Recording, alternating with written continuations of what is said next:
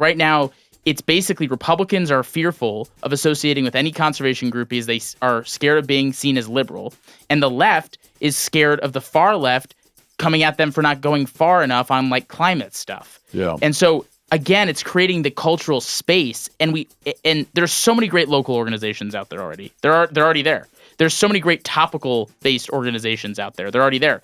But in the way that like the Sierra Club or NRDC or these groups could have been like the face of America's environmental movement, conservation movement, rally people together for common sense conservation, but didn't. We need to create that. I don't have every way of getting there yet, but someone's got to try, because the current environmental culture is not working for us. And there's no space for politicians to see that they have to get something done, except for the public land sell-off as like literally the first example in like a decade.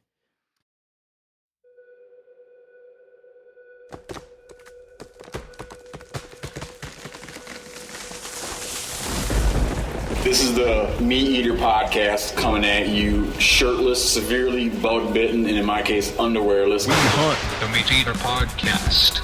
You can't predict anything.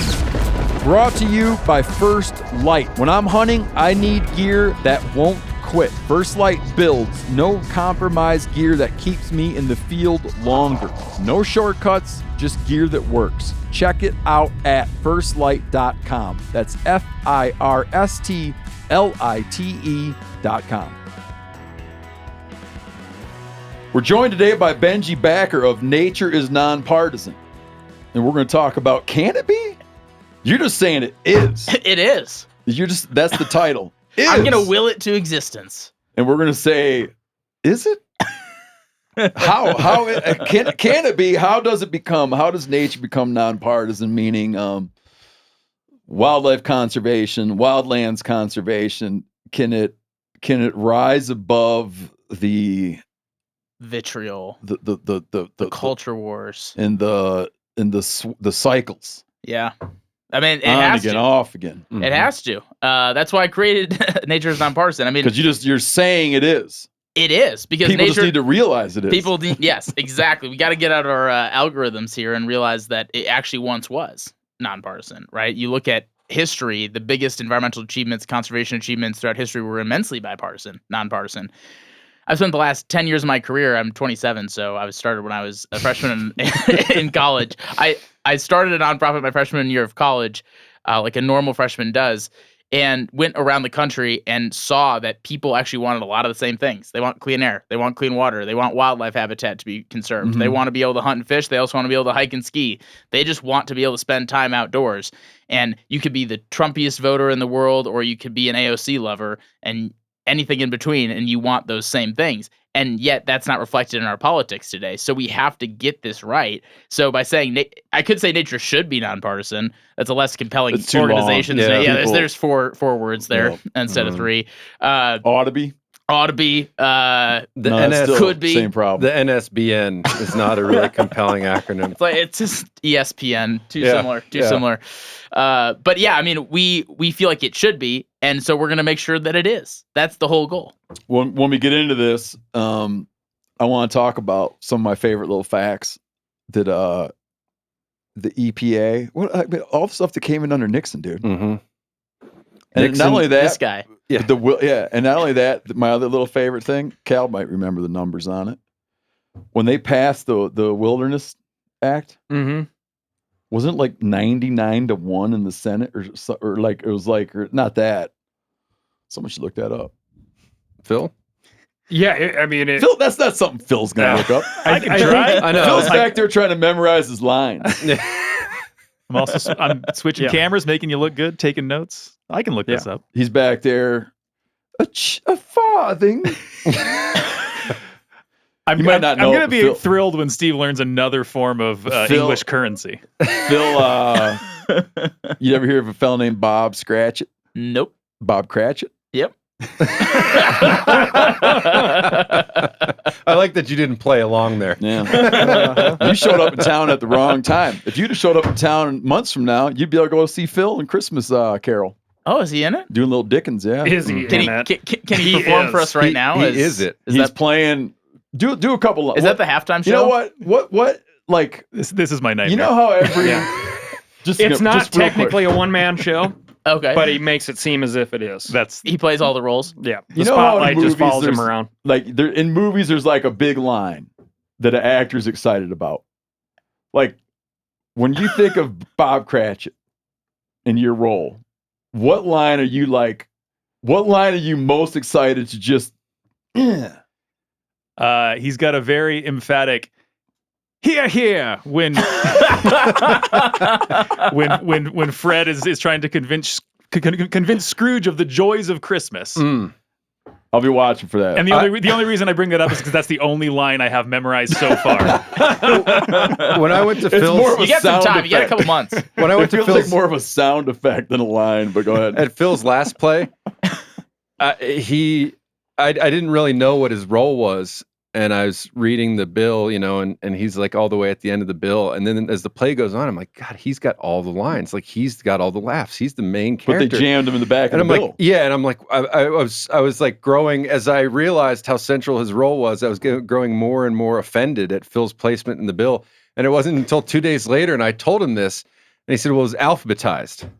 Phil the engineer? Yeah. So he was under T? He was under T. But I thought it was like this grave injustice.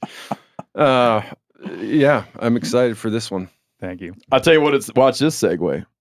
You know what it ain't going to be as good as, Phil? Let's hear it.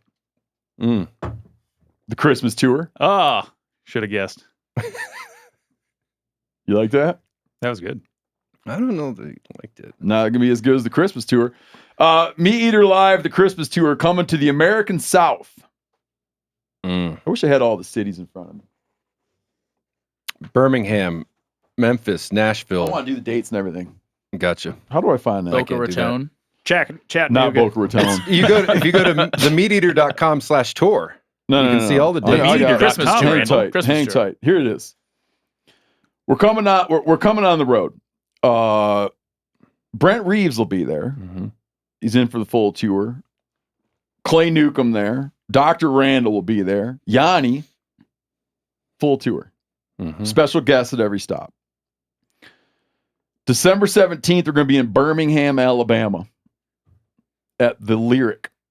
At that event, I will tell my story about taking a very paranoid 2 days I spent where I took a shotgun apart and I was going on a Greyhound bus from Missoula, Montana to Auburn, Alabama to duck hunt. Very nervous about if they found out I had that gun. And we went and I'll tell my story about Birmingham. People are going to think they found the gun. They never found the gun. Wait and see. But the drama is. But yeah, it's just worth it. At the Lyric, December 17th, Birmingham, Alabama at the Lyric. December 18th, Nashville, Tennessee, Marathon Music Works. December 19th, you'll notice these are all just every night. Phil's up here, Scrooge, and we're down in these places. What's that line? Here. You got it. Here. December 19th. Did I do that yet? 18th, Nashville, Tennessee at Marathon Music Works. December 19th, Memphis, Tennessee, Minglewood Hall. I've been texting with Will Primos. I believe that Will Primos is going to be, he's going to come to the Memphis show and he's going to give life advice. That's delightful. That will be delightful. We all need Top that. pieces of life We all advice need from a man that has earned a position Mm-hmm. of giving that advice. December, we've been kicking around a couple things. Like Clay wants Brent Reeves to hold a fish fry on stage every night. But the minute you tell the venue, then they're going to have to be like, well, now we got to get a fire marshal. That's hard. Mm-hmm. You know, we do the casting contest. We kind of want to do a blowgun contest, but not tell the venue. Yeah. Because then they'll have to get a cop or, Mm-hmm. But you just said it right now, so they might do get they it. need a cop? There'll be a fire marshal and a cop waiting. We should just find out if The there's beauty of our show is there's like 0% of stagehands that listen to it. So Except for Phil's friends. Phil's friends listen. Yeah, no one from the venue. Oh, yeah, Phil's friends. Do your friends listen just to catch you on the show, Phil? Definitely not. No. December 20, Fayetteville, Arkansas, at Ozark Music Hall, which I believe is sold out. Oh, that'll December be sick. 21, Dallas, Texas Theater. December 22, and I believe we got Jesse Griffiths coming out to hang out with this one too. December 22, Austin, Texas at the Paramount. Tickets are all on sale now. That's a good week. You're gonna be tired Every night, after dude. that. I know. Yeah. You're gonna need to have some Christmas after that. Mm-hmm. Gonna go see my ma. Where's she at? Michigan. Hey, I'm a Midwestern boy myself. What state? Wisconsin. Oh, okay. Hmm. What part We of got two of the Wisconsin? three best Midwest states covered. What part of Scotty? Well, Ohio was also at the table. I don't know if Benji's it's- build's kind of similar to Chester. When he said Wisconsin, I was like, huh. Yeah. Yeah. When I said you it, do look like little Yeah. Chester. a little Chester. Yeah, a little. Chester like a big Cheeto? Chester. Well, big Chester. I was gonna say. Uh-oh. I meant little Chester. Yeah. You look like A big Chester. if Chester had better Ate his Wheaties and spinach. better like prenatal. I don't know. Yeah. Exactly. I'm just thinking because we had that guy on the Monteith about Yeah. when deer's moms Yeah, eat a lot. the full and bucks get expression. big. The full expression of his genes. Yeah. I'm gonna take this as a compliment. I'm not quite sure yet, but Be like Everybody here loves be like Chester. my buddies out so- in Montana say I look like a big Chester. and they're like, I don't know what that means. Near Green Bay. To answer your question. Oh, great. Okay, so we're just like right across the lake. Yeah, I we could could have take a shot little over. boat. I could have shot over and SS made it Badger. over. We used to cross and we'd land over at Manitowoc. exactly. God, this guy knows his Great Lakes. Steve, the Wilderness Act passed 73-12 in the Senate, but then That's why I passed- like to say it- 99-1. Well, here's the Pretty thing. much. Here's I the mean, thing. Sounds a lot better. In today's world. It passed the House 374-1. Ooh, See, that's what you were thinking. that's even I was better. combining them. Yeah. I was combining the legislative bodies into one and finding a sort of average. The only nay being Joe Poole from Texas, and I can't figure out why. I've been looking up, but Is he still alive? I feel bet that he- it might be. This is lower. I feel that he didn't feel it went far enough. Mm. Oh, that's an That's optimistic part of view. Lower. the spiel. Yep, for Yeah, sure. lower. Yeah. I've talked about this a handful of times. I don't know if I have on the show or not. This is fitting because me and Randall have been working on our the Hide Hunters, our MeatEater's audio original, MeatEater's American History, the Hide Hunters, which tells the story of the Okay, let me back up. MeatEater's American History, the Hide Hunters, tells the story of the Buffalo Hide Hunters. It covers from 1865, so the year the Civil War ended. We explain why that's of significance, up to 1883. And it tells about the men, the motivations, the skills, the justifications, The dangers. the dangers, the bloodshed, the untimely deaths involved in the men who killed the last 15 million buffalo off the American Great Plains. Ran that number from 15 million down to less than 1,000 in the U.S. Today, we have there's about 500,000 in existence. 94% are privately owned.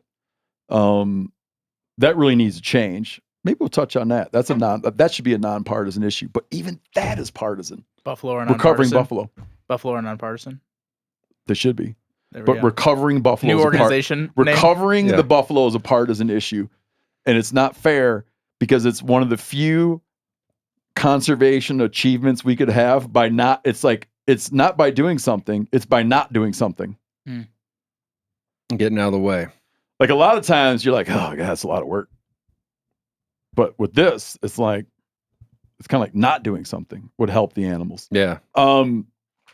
Anyhow, it's a long-winded way of saying we've been talking about this. So we have a new jerky out. We take our own jerky. So if you guys bought our cookbooks, we always have jerky recipes in our cookbooks, and we have a new jerky out. Here's a package right here, where we take our own recipes from our cookbooks and use them on American buffalo.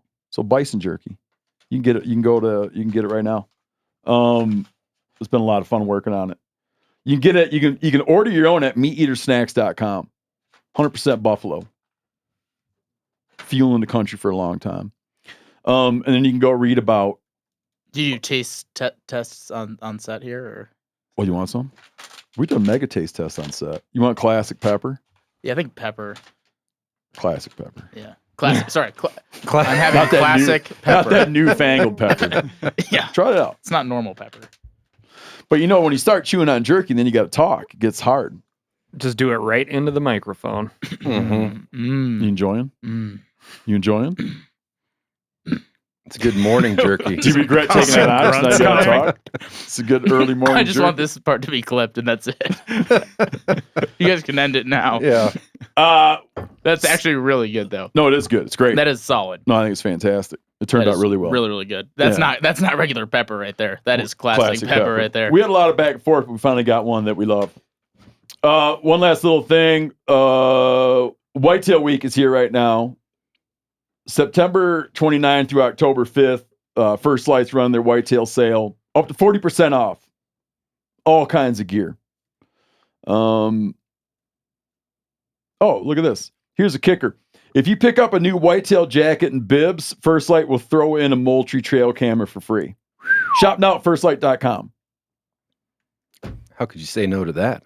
It's not just a Moultrie trail camera. It's the First Light camo Moultrie trail camera. That's what I got. For free. Yeah. For free. I got one keeping an eye on my fish shack right now. That's an interesting thing is like the Moultrie folks really just want you talking about hunting. And I'm like, the hunting stuff I don't worry about nearly as much as people breaking into stuff. Yeah.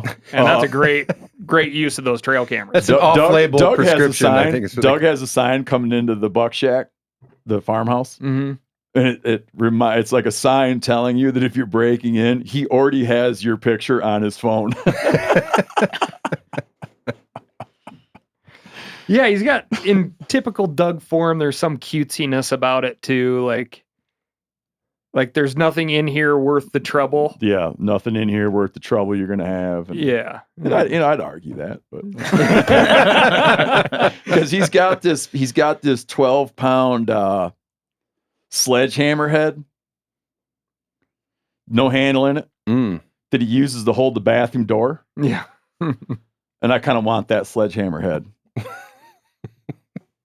How much trouble do you get in for taking something like that? It can't be like a lot. So when you enter a window, is it to the left or right? As long as we're putting this out there. Go in. I know. Go I feel like we're in. saying too Go much. go in. Is it just like just to the right? Gotcha. There's a bathroom door. There's a 12-pound sledgehammer head there, propping the door. That is just a waste of a beautiful sledgehammer head, antique. I would tell But people, Doug's gonna have your picture. Yeah. don't start in the kitchen. The kitchen's like the width of the table, Bypass the kitchen. and it is so chocked full of junk from decades of people thinking, oh, you could use an extra saucepan, Yep. but there's already 9 different saucepans jammed in the back of this thing. Yeah. And they're anytime like- you go to put something away, there's just like this cascade of old aluminum and nonstick pans and tin, and people it's are like horrible. they're holding it over their garbage can, and they're like, "Yeah, I'll bring it to Doug's." Yeah, exactly. Exactly. Oh, it's infuriating. Here's the interesting little fight brewing. We're only gonna do like one or two. I think we got one newsy thing we're gonna do. One's just funny. I'm gonna do the funny one first. So, did you guys see? Damn it. The Mississippi Black Panther. Yeah. That's funny. I'm not even gonna get into it. A news story broke out in Maryland. I only caught it after it happened, but a woman got approached by a bear in Maryland. Okay. She ran from the bear and fell and got hurt. The bear never touched her, but she fell and got hurt. So there was like a bear and an injury. So the news cycle, I guess, very quickly was like attack. Uh-huh. And then it was, well, Self-inflicted. she fell in the bushes. It was a self-inflicted bear injury related. So you can go and find, if you felt like you can go and kind of track the sort of evolution of like what The exactly telephone game. what exactly went down that The day in phantom bear Maryland. attack. Here's one that's more interesting. I'm bringing this up because we've covered this a bunch over the years, and our very own Jordan Sillers just wrote a piece about it. Florida, this is my favorite story in the world. Years ago, Florida ran a bear hunt. Florida had many bears. If you go back historically, they overhunted them. They poisoned them. They over predator controlled them to the point where they had very few bears. Bears have really recovered in Florida. I think now, like, over 50% of the state has good bear populations.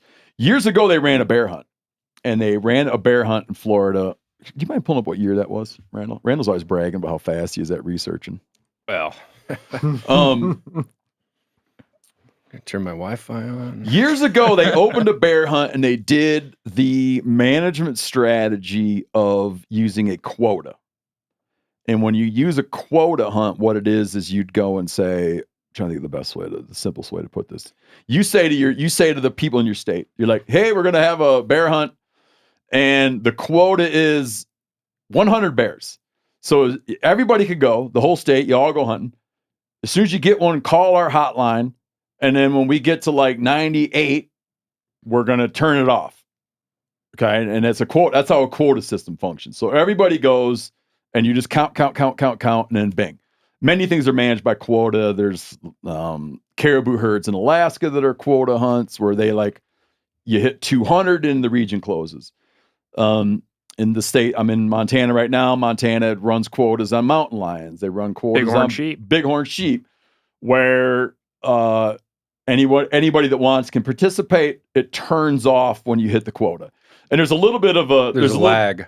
There's a little art and science to it. Like, you sort of watch your quota, its speed, and then you usually have a little bit of a buffer to turn it off. Meaning, if some guy is like drawn back on a bighorn sheep, and all of a sudden his phone dings and the quota's full, right?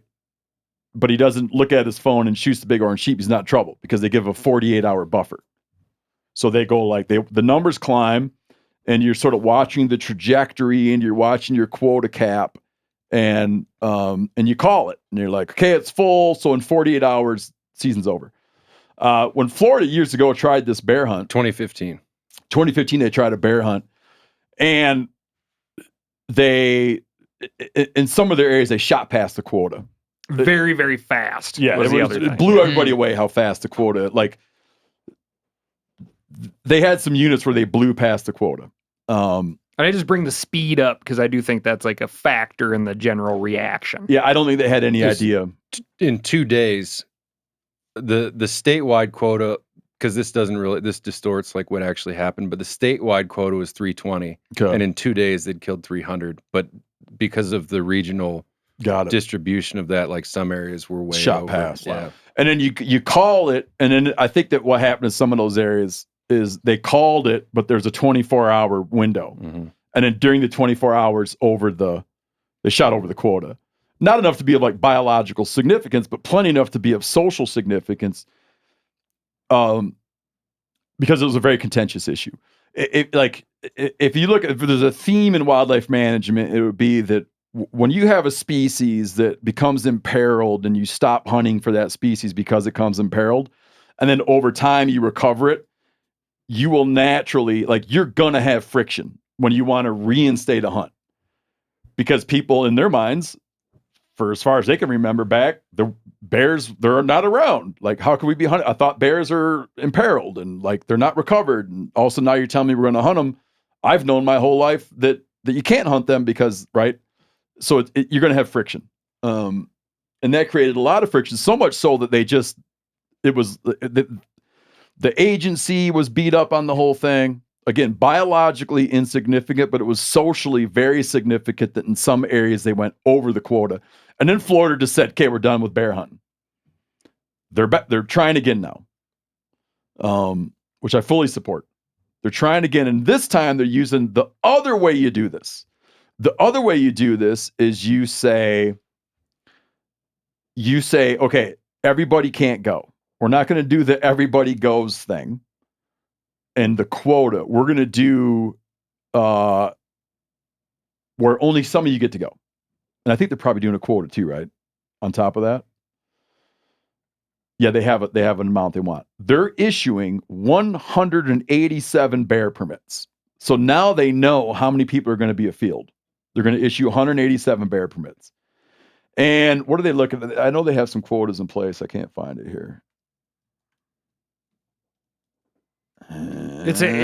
Right. So you're What is it? providing like tons of opportunity with the expectation that it's theoretical opportunity. The expectation of actual opportunity is much, much lower. In that 2015 hunt, the state didn't properly estimate the actual opportunity in the field, meaning that a lot more people who in theory wouldn't be successful were in a very short amount of time.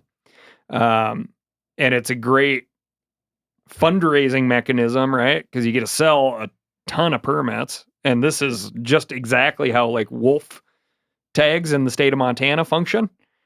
Everybody buys a wolf tag. Very, very, very few people put in any actual effort to target wolves specifically. It's like a animal of opportunity versus strict pursuit. Yeah, I buy them sons of bitches every year and never do anything different. Exactly. Yeah, exactly. Yes. This will impact my behavior zero. Yeah, but then there's that other group of people who are like, I am specifically dedicating time in the pursuit of wolves. Corey Calkins. Right. Yep. Calkins. I can never remember. He's happy either way, I like Steve. that guy. He knows what you mean. So they're saying to 187 people, hey, instead of letting everybody go, you 187 going, it's going to be easier to monitor this whole thing, and they have a thing. So you buy they're doing it through a lottery, Democratic allocation, $5 lottery ticket. You can buy as many chances as you want, $5.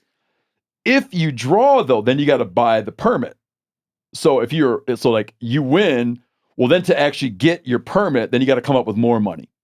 So it's $5 to get in. And if you draw, if you're a resident, your permit is $100. If you're a non-resident, your permit is $300. Great deal. Now, here's where it gets saucy. The Sierra Club is pushing its members. Hey, save a bear. Buy all these lottery tickets. Wow. And then don't use them if you win. Okay. And they're like, that's how we're going to save bears. Florida's attitude about this is you guys can buy all the tickets you want. That's great for conservation. Yeah, thank you. Thank you very much. You're generating all this thing. So they are a conservation organization again. And if we don't hit the quota, then we know next year we're just going to release a lot more. Yeah. Right. So it's like, it's going to backfire. Okay. Okay.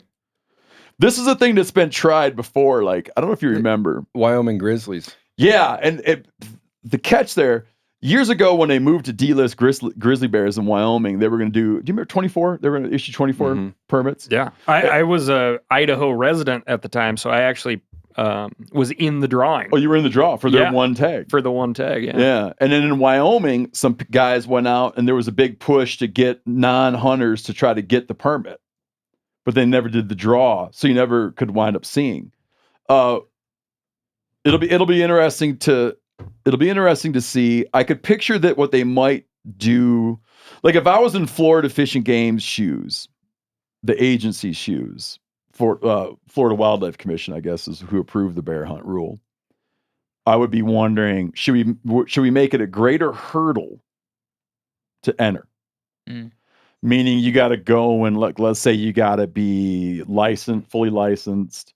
You got to go and take an online bear identification class so you learn how to tell a female with cubs, or like tag money. Would I make it more of a pain in the ass to filter out the preservationists? To filter out anti-hunters, or would I just really be like, no, I want all those $5? So they've sold they've sold more than 160,000 chances. Have they? Yeah. Florida has? For 187 tags. Good for them. Good for conservation. If someone could tell me a lot what of change. that times $5 is. It's about $1 million. I would. Right there. You can grow anything in Florida. Literally. If I was one of those bear tag holders, that's what I would be concentrating. I'd be like, what mix of food do I want in the black bear I'm going to target? Oranges? Yeah, where's the pineapple region? Right. Like, yeah.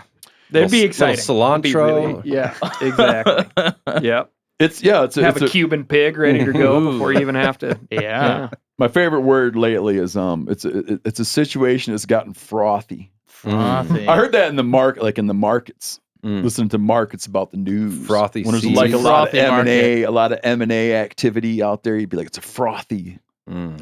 Can you? It's One of your frothy. snacks you should be a frothy something. Yeah, frothy. Mm. Classic A frothy Yeah, jerky. we'll make it Would you out of describe lungs. that Frothy classic jers. pepper as frothy? Yeah, I would say it's 25% frothy. It's a frothy Cool. chew. Yeah. What?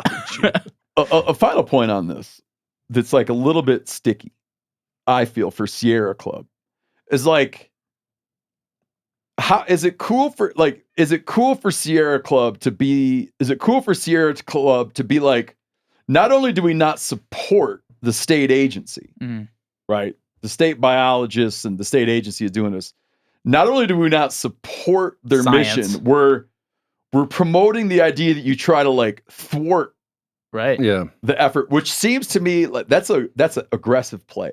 They're always aggressive. You know, though. that's an aggressive Mhm. play. Their whole thing is being aggressive. You think so? Oh yeah. Yeah. I mean, they only raise money off of being aggressive. They're almost $1 billion annual organization every year because they raise money off of being anti whatever the other groups are for. They actually want sort of this coverage even because Really? yeah, Conflict Cut sells. this, Phil. conflict sells. They love that Donald Trump's president because they can raise all the money in the world of being against everything that he does. Yeah. And when things are good and you're solving problems, it's harder to rile people up. They love riling people up. They're the problem, in my opinion. It's funny you bring that up because Randall and I were talking yesterday about, I don't even want to kind of get into this, but we were talking about, Please don't. I'm glad you said that. Uh-oh. I'm just going to be real quick about it. We were talking about Tylenol. Ah. Okay, just Why would you be As- talking about as one does on a Wednesday. Good and marketing for Randall was Tylenol, trying to though. explain, and Randall was trying to capture, if I go onto social media and I want to find out how people feel about Tylenol, I will come away with a different impression of what people feel about Tylenol than I would if I was just going about my existence in life. If you go to a coffee asking shop people how and they feel hold about up a newspaper and start eavesdropping, there are people pounding the table about Tylenol. I mean, at this point, we should start creating like pro Tylenol, anti Tylenol swag. I know. You know, and are you Randall's pro- like, I feel that a lot of people are actually out there thinking like, huh, that's kind of weird. What side are you on? Pick your fighter. Yeah, He felt that when he takes the national temperature, he feels the national temperature, in spite of what was happening in the news, the national temperature was, huh. I guess I'll go to work today. While our leaders are fighting about what? Tylenol? Yeah, Okay. you didn't follow it. Yeah, I know. Okay. No, I followed it. Autism and Tylenol. I will point out the tag buying strategy. I know yeah, I've please. told you about this, right? Back to the Bears. A buddy of mine drew the Upper Rock Creek Bighorn sheep tag when it was still good, and the jackasses who locked out all the public access in Upper Rock Creek weren't there. They ran into two guys, father son, who had drawn the Lower Rock Creek a couple of the U tags. Yep. And This is back in the days when they were just standing along the road. yes, Yeah. exactly. Yep. And we're chatting with them, and they're like, "Oh, we're non-hunters. We just bought. We apply for tags, and then we come out and like wildlife watch, and this is how we save animals." Oh. And that was back in probably, I bet like 04, 05 maybe. They were pioneers. Early adopters. Yeah, so I mean, it has been a strategy Yeah. in the past. Yeah, It seems It does like make you sense. could take everyone on the planet and have them all forget everything and then have new people come. And I think those new people would quickly hit on the idea that this could be a thing one could do. Oh yeah, Yeah. for sure. Yeah. You're like, Yeah. Well, I mean, we were just talking about this. I missed the big party last night because I was at the Public Land Water Access I was able to Association. track your movements through a way that you would never anticipate. Your next door Find neighbor. my iPhone. My neighbor is on the board. Yeah. So I knew where you were before you knew where you were. That was great. Yeah, we chatted for a little bit, but you could. I brought up in my talk last night. I'm like, this public lands fight. Mhm. These people fought this in the 30s, 40s, 50s, and people were like, "Well, I thought we just won that." Oh, Right? No, like This has stuff happened keeps- before. Yeah, It will happen that's what again. the It people will in the happen 40s again. thought. Yeah. Yeah. It will happen again sooner than we'd like. Cal, it's on a 10-year cycle, I think Cal thinks. Yeah, well, that's It's on a decade. 10, it's like 10, snowshoe 15, hares. It's yeah. like snowshoe hares plus 3 years. Yeah, it's Yeah. gonna happen sooner again. You think so? Yeah. Oh, yeah. I know so. Unfortunately. All right. First off, man, give us some background. You're from Green Bay. Yep. Go pack. Your Go. name? Yeah. Is it Benjamin? Benjamin Packer. Benjamin. But But no, so it's with so a B. when you shorten, most guys go all the way down to Ben. Ben. Yeah. No, but And I you wanted. kept some. Yeah, I kept a little extra, little tail there, called G. Benji, yeah. Yep. I, second grade, woke up and just said, I don't want to be Ben. Benjamin's too long, so Benji it is. But I like it. thanks, yeah. I grew up in Green Bay, and I watched John McCain and Barack Obama debate in 2008 and said, I want to be a part of that. For some How old reason. were you? 10. You weren't like, I want to be a detective. Right, or a sports announcer, or a... Yeah. An NFL player. An NFL player. You're like, I'm 5'9". There's no way I'm becoming an NFL player. But yeah, it was like, I really want to be part of the civic process. Uh-huh. And so I asked my parents, who were not political at all, can I go door knocking for John McCain?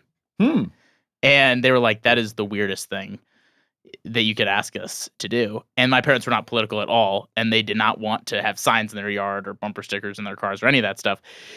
And I just was like allured by the process. And so I became super active in high school in conservative politics and spoke at CPAC my freshman year of high school. Was on Fox News for the first time my freshman year of high school. I had a really good Bieber haircut. My Wisconsin accent was really intense. And I knew nothing about what I was doing, obviously. But I cared a lot about America, was really what it came down to. And like, I wanted to be a part of solving complex problems. But I have since grown more and more disillusioned with politics. Mm-hmm. And I hate the two-party system. I hate the political system that we're working within. And I hate how it's impacted the environment and conservation. Because at the same time that I was strangely volunteering for John McCain and Mitt Romney, I also was an avid hiker, avid skier, was fishing every weekend in the summer with my grandpa. My parents were vegan. So, oh, wow. Yeah. So I was the only meat eater in my family. So I'm like the resident meat eater in my family. So it's nice to be in a room full of meat eaters. Were your parents right-leaning? My parents were just, I think like most people, they're just like, whoever has the best ideas, Got it. they're going to vote for. Like, Yeah. they're fiscal conservatives. They were practical. Practical, Yeah. fiscal conservatives. They voted for McCain and Romney, but like they were definitely like independent voters. And my sisters are liberal, and I grew up in a very like politically diverse family, but we all got along and we all loved each other. And I was frustrated with politics. I loved the environment. And I also realized that people could actually get along, and that the country that I was seeing crumble politically, and it's still getting worse, was not representative of the people itself. Like the people themselves don't want that to happen. They're not as polarized. They're not putting each other in such boxes. And so that's kind of how I got to being more of, trying to bridge the divide on conservation and the environment. Because if there's one issue that should transcend party lines, that should get action regardless of who wins, it should be conservation of the environment like it used to. So I transitioned to that my freshman year of college, tweeted out that I was going to start a nonprofit to get this going. As a freshman in college? Yeah. Yeah, I knew when you did it that you were young, but I hadn't thought about 18. the fact that you're like also being in college. 18, yeah. Because normally it's like, well, I'm a freshman in college and I have to drink a lot. And then that's kind of my schedule. Girls drinking, I gotta have time to hang out. Pretty standard. Smoking weed. I'm having a hard time finding hangout time. Right. I was starting environmental policy nonprofits instead. Where were you at school? University of Washington. Okay. So I searched the best business school best business schools in America and went down the list to the first one that was in a place that I could hike and ski on the weekends. And the University of Washington was probably 40th on the list of best business schools, but it was the closest to where I wanted to recreate. So the Cascades, obviously beautiful national parks out there, and that's really why I went there.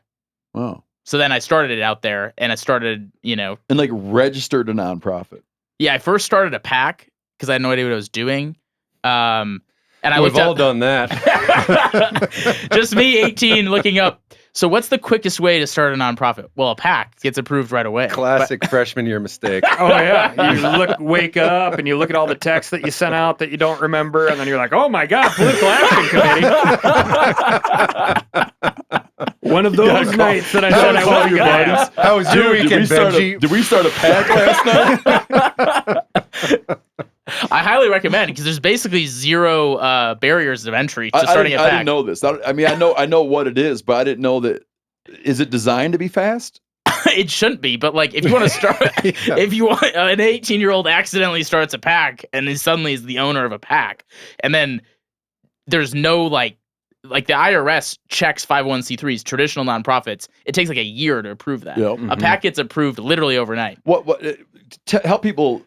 So I mostly know what you're talking about, but just help people understand what you mean. So there's different designations. What is a political action committee? Yeah, there's different designations. Because they're ephemeral, right? Because you can. They're very responsive to. Like a race heats up, you get a nominee, and then all of a sudden there's all these PACs, right? And some of them are meant to dissolve. That's because there's a lot of 18-year-olds starting PACs. Okay. Most visibility, right, for the normal person is that fine print that says "paid for by." Right. Concerned citizens for Montana Victory 2024. Yeah. No one knows who it is. In this case, it was me. But it's basically a political action committee. There's a super PAC and a PAC, but it's a government designation of what you can do with the money when someone donates it. Okay. And so, a 501c3, which is the Red Cross and all the big nonprofits that you're aware of, that's tax deductible to a donor. They can't do any political activity at all. A PAC, you do not get a tax deduction when you donate, and it strictly is going to be to support candidates. You're supporting political candidates. There's no educational part of it. It's a political organization. And so I was like, wait a second. I'm trying to bridge the divide on the environment. I'm not trying to donate to candidates. So then I quickly shuttered the weekend mistake of creating a PAC is a 501c4, right? So that's very complicated, but no, because a 501c4, this is 0.100 of the things that you don't wish you knew at age 27, the difference between the C4 and the PAC. But a C4 is a non-tax deductible organization that can lobby, but they don't really donate. You can donate to candidates, but it's a certain percentage. A PAC is strictly to get people elected. And that was not my goal. It's a money funnel. It's a money funnel. And it's basically so people can't trace the money to dark money. It is honestly dark money. And it's anyone can donate, and then it's not traced back to them, and no one knows where the money came from. So the whole nonprofit space is very complicated, and I think it probably is designed partially that way. The money in politics thing is its own really big issue. But what was your PAC? Conservatives for Environmental Reform. Okay. And basically my original goal was to get conservatives back to the table on the environment, because I watched Donald Trump and Hillary Clinton debate, and Hillary Clinton had a radical plan for the environment that I didn't agree with. That was shut down industry, very preservationist, wasn't about hunting or fishing or anything with the outdoors. It was largely just climate, but on the extreme end. And then Donald Trump was like, none of these problems exist and we shouldn't do anything about them. Mm-hmm. And he had no plan. And I was like, what the hell am I supposed to do? And I leaned right. So I was like, I got to get conservatives back to the table. Oh. So that's kind of the origin story of what became the American Conservation Coalition, which I still started my freshman year just after the PAC mistake. Second semester, you always turn things around. Turn it to the 501c3. And that organization now has 100,000 members across the country, has a big staff, does a lot of work in D.C., and is strictly focused on getting conservatives active on the environment. But to me, that wasn't far enough, because to me, it's not about the labels. The rational majority of Americans across the political spectrum, as I opened saying, want the same things. And I don't care if it's Martin Heinrich or Tim Sheehy or Donald Trump or Kamala Harris.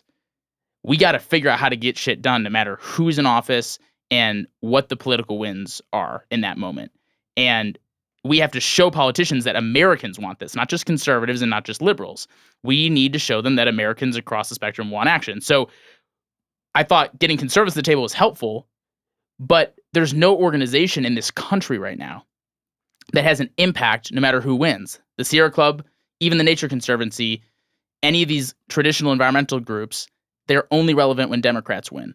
And the organization I started in college is only relevant when Republicans win. What about an organization that's just trying to move consistent conservation through no matter what? And no matter who you are politically, you want to be a part of that movement. And that's the vision of Nature Is Nonpartisan. So it kind of went from a PAC mistake to a conservative group to now building upon that to try to build a nonpartisan movement in America again. Do you feel... Hopefully that makes sense. No, it makes sense. I want to get into some of your... I got a million questions. I want to get into some of your past thinking too. But let's start with the polar opposite. So what year was it? 2016? Mm-hmm. 2015. Yep, that was my senior year of high school, freshman year of college. Where you had two visions. Yep. One being a vision of denial. Yep. One being a vision of offering a fix that isn't going to get widespread buy-in. Yeah. I could picture that if you were, if you were a staunch Democrat because of all their other planks in their platform, that you might say, man, I need to go get my party to start getting more in line with middle America. Right. So that we can win and I can get my other policy pieces at play. Right. Like we're losing on the same way you might say in the last election cycle, like if you're sitting there thinking, man, the tax structure in America is whacked. Corporations should be paying way more taxes. The poor should be paying way less taxes, but that's never going to happen because our party is going to continue to get slammed on DEI issues. Yep. I need them to stop it about that so we can stick to the things that most of the country, like that's our Achilles heel. Right. Right. Like I can picture that, but what's hard for me to picture is the process of saying that, like, to be like, I'm a conservative. I want bigger environmental presence within my party. Yeah. I want them to come around to my way of thinking. I feel that would be like very private. For the politicians? For you. Oh, for me. I feel like that's you having meetings. With politicians. Yeah, because you can't burn them. See, but the thing is, you feel like you can't publicly burn them. Well, now the same way if I was doing my whole thing, I might go and say, "Hey, listen, tone it down on like who plays on what team." See, but I could do that. I could do that. But that's not morally right to me. Okay. I could be in the Trump administration right now or have some really high up position if I just played the game. I don't care about playing the game. Okay. I want to get conservation outcomes. And so I'm willing to be bolder because of that. And I'm willing to take on both sides because of shine a spotlight. Right. Like, hey, you guys are freaking weak here and you're losing people. And by the way, I'm not afraid to say you should lose people because you don't have an environmental plan. You should lose people because you don't care about conservation. You should lose people because you don't have any plan for clean air, clean water, but yet you use those terms in your speeches, right? Like you say you want clean air and clean water, but yet you're rolling back some of the most important regulations and policies in American history. I'm not afraid to say that because I don't actually don't care about who wins. In high school, I might have cared. I spoke at CPAC and stuff, but I do not care who wins. I'm an environmentalist, conservationist, nature lover, person who wants to protect wild places and allow people to go hunt, fish, recreate in them so that we can also have a healthy livelihood more than I care about any political identity. And I think most people, when they think about this issue, do think about it that way. So people think, I mean, in the last couple of weeks, this famous EPA transition guy for Trump just wrote a big hit piece on me that I was like this Trojan horse at Climate Week just trying to promote the Green New Deal. And I get told that I'm all the time some like MAGA guy. It's because I don't really care.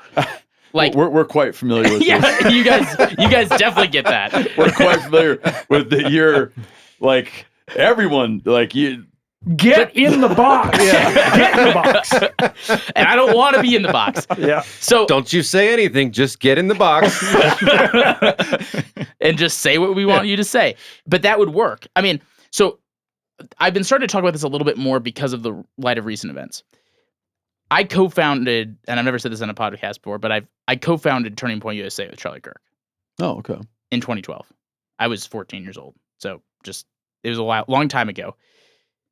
The organization was supposed to be about young people standing up to the government to prevent the national debt from getting worse. That was the turning point? Yes. That was the founding origin of Turning Point. Like, you guys are going to really stick it to, you're really sticking it to us. Right. Our generation. Yeah, later, like at some point. We're going to have to tackle this. Yeah, at some point you're creating a real headache for us. Right. So please make my future not so tenuous. Exactly. So Charlie and I had this vision for that. Charlie, that was a very tragic event, and it was a very perfect opportunity to see how divided our country is becoming, which is a huge problem. But what Charlie saw was that there was an opportunity in playing into the political culture war, right? Mhm. If I wanted to be a part of the culture war for the sake of telling people how to win voters or how to get people a part of our team or box, I'd be doing things so much differently than I am. Okay. And I could have many times. But it is ruining our country, and it's ruining conservation as well. And so for me, when I wake up every morning, I think of how much progress can I make given the political shit that we're in? Because for the first time in a long time, our environment is getting worse in America again. We actually solved a lot of big problems for a very long time. We funded public lands. We had the Clean Air Act and Clean Water Act take care of really bad problems in our cities and in our rivers. We had the Endangered Species Act, which was effective for a couple of years there. It is so sorely ineffective. Wildfires are getting worse. Public lands are getting worse. The management of our ecosystems is getting so much worse. Our water quality is getting worse. And you know what the byproduct of all of that is because it is the byproduct of the division that we're seeing, because no one actually has an incentive to solve problems. They have an incentive to feed the culture wars. Mm-hmm. And until we change that incentive, at least on this, I can't promise that we can change it on every issue, but until we create a movement that just says, we expect you to get shit done and we're not going to vote for you if you don't prioritize conservation, that's actually the part that we should be saying out loud. That's the part that we should be saying out loud, because it's not just about killing animals for recreation and hiking and skiing and all the things that we all love, right? It's not just about that. The health of our environment is about the health of us too. Mm-hmm. And right now we are failing miserably. And the left doesn't care and the right doesn't care. They care about winning the next election. And that is where the root of our environmental problems comes from. And so I say that to say, I could go down this path of playing into the culture wars, but I wouldn't be sitting at this table right now. And I absolutely wouldn't be fighting for our environment, because it's way easier to make a name for yourself and get power and get, influence right now off of doing things completely differently. But at some point, Americans are going to wake up and realize that the system right now is screwing us all, and it's also screwing up our environment. I just want to back up and comment on a thing you brought up with just how hot, like how heated the online. I always want to point this out. How heated the online experience is right now. Oh, totally. Now, for Charlie Kirk, Yeah. it wasn't an online experience. No. That was a way that online became a bullet In real life, yeah. and killed a man. Right. Do you know what I'm saying? I have this thing, and I brought it up to 10 guests talking about various things. I think I was most recently talking about with Sebastian Younger, where I'm like, there's what I understand to be true about the climate in America Mm-hmm. from social media and the news. And then there's what I understand to be true about America from being Real an life. American, Yes. from going about my business in There's America. a major disconnect there. Right? I met someone for breakfast this morning. Yeah. The conversations we had on the street with people, the interactions we had with the people that were working there, the whole picture. I would never come out of my morning Right. being like, good Lord, Everyone's the horrible. country's falling apart. Yeah. I'd be like, this seems like a wonderful country. Yeah.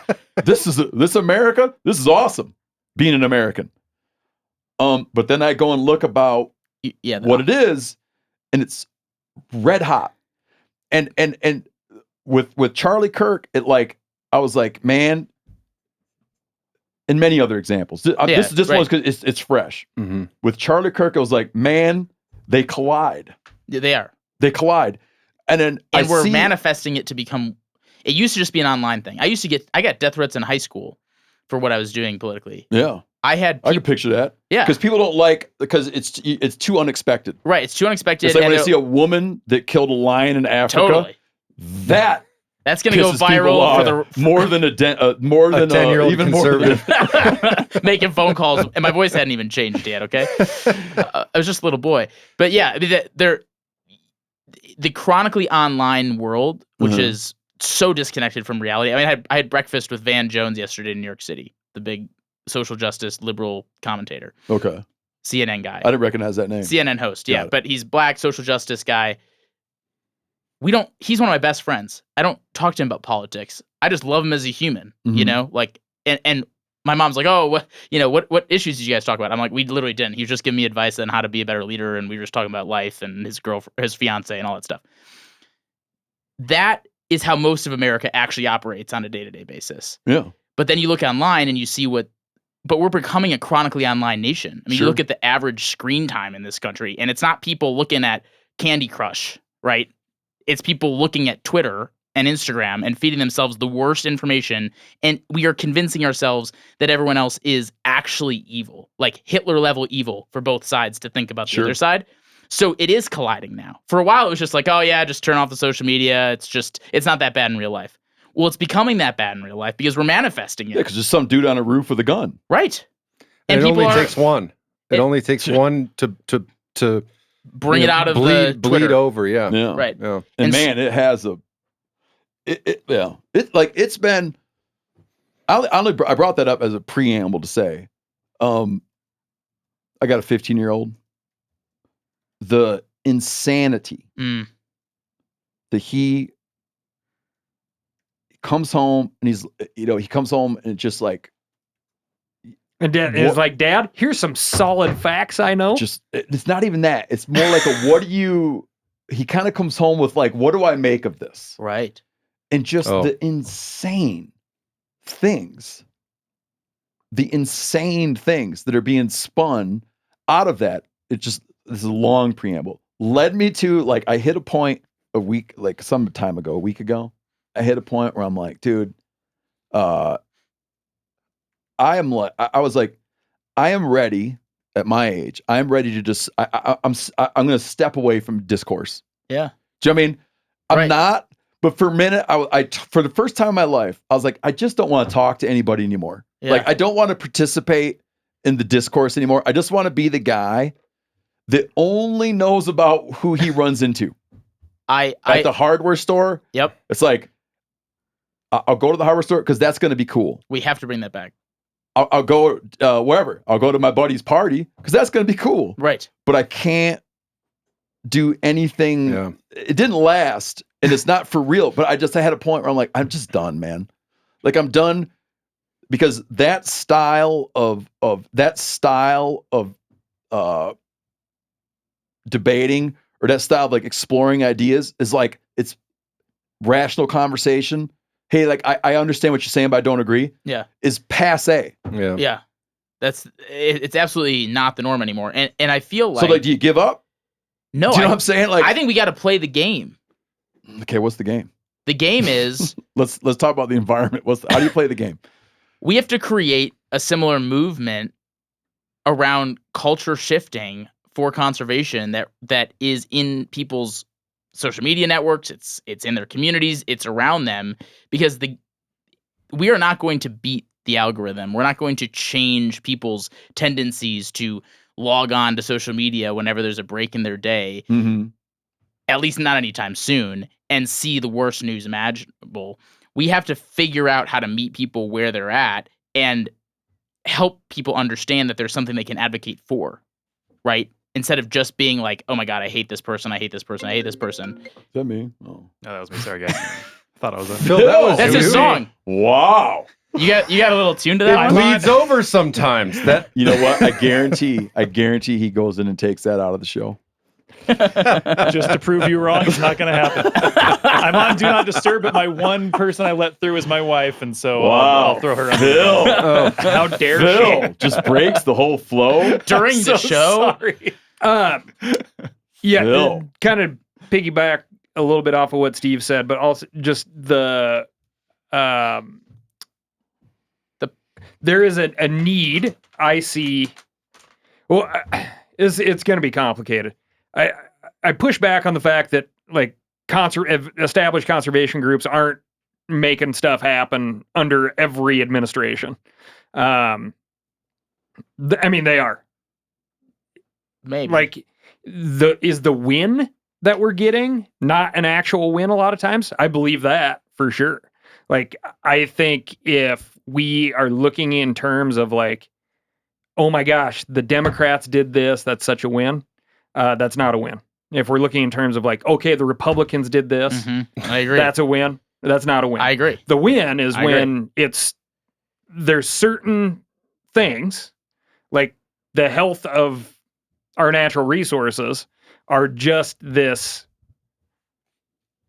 non-starter for every political party. Like, it's assumed that these things have got to have a certain level of health and management because it does tie into national defense, the health of individuals within our country, mental and physical, and our food production and all the things. Like, it does. But I would say the groups that are currently out there, there are so many good organizations, many of whom we both work with, but it's not getting the job done. And what I mean by that is there is no cultural movement in America that's telling politicians they should take the environment seriously as America, like as Americans. Like the Human Rights Campaign, for example. You might disagree with gay marriage or you might love gay marriage. They showed politicians, they had a national campaign, their bumper stickers are still on people's cars all over the country, that it was an expectation for almost all Americans that equality was important. That's how they got it done. And obviously this is a different issue because it's not just like one landmark thing that we need to get accomplished. We need continuous. But there was a national unified expectation of conservation 30 years ago. That does not exist right now. So, and that is not the failure of these organizations, but it's not working. The current movement is not working. And the vast majority of people who do reach out for conservation of the environment are left of center people, whether we want to admit that or not. And until we make it left, center, and right, until we show, no matter if you're a Republican or a Democrat, this was an expectation of Americans, that we're going to continue going down this trajectory where we don't get the policies that we need. And actually, even worse, we get the policies that none of us want, which is what we've been getting over the last year. And it's because there's not an expectation of pushback. The only time that I've seen it since I became active in this space where it's actually worked is this public land sell-off, where you had people from across the political spectrum saying, no, over my dead body, you're going to sell this land, right? But we haven't had a unified front like that on the environment for decades. And we can try to push behind the scenes and, like I love TRCP and TU and I know, Chris and Joel and all these are great people running great organizations, but there's no national movement that represents what they believe. Is your, as far as like what you're doing that's not that groups like TRCP aren't doing currently, you're talking about a coalition that expands beyond the hunter, because I think the hunter angler space is unique in that it has that bipartisan angle to it. Yeah, but it's expanding that. If I think beyond the hook and bullet, I am having a hard time thinking beyond the hook and bullet groups. What like environmental policy groups have that same bipartisan influence, right? Because like I'll give you an example, right? Like I believe very strongly in the work that Pheasants Forever, Quail Forever does, Sure. right? Yep, and same here. and it's like not super sexy, working Right. on the farm bill, right? Right. No, those groups are already there, right? And they do great stuff. Yeah. But the culture in America is not there. And here's the example, right? Is like it's getting late in the election cycle. Yep. All of a sudden, it's announced all over media that both parties need hunters. Yeah. Hunters are underrepresented in their demographics, their research. We need hunters at the polls. And here's this push from Both. the Biden campaign at that point. Right. With Tim Walz. It doing was the Biden campaign at that point. Yeah. And then so it was like Biden Harris for hunters, and then the Trump campaign was pushing out hunter specific language Hunter as Nation, well. And then there's the annual governor's hunt Yep.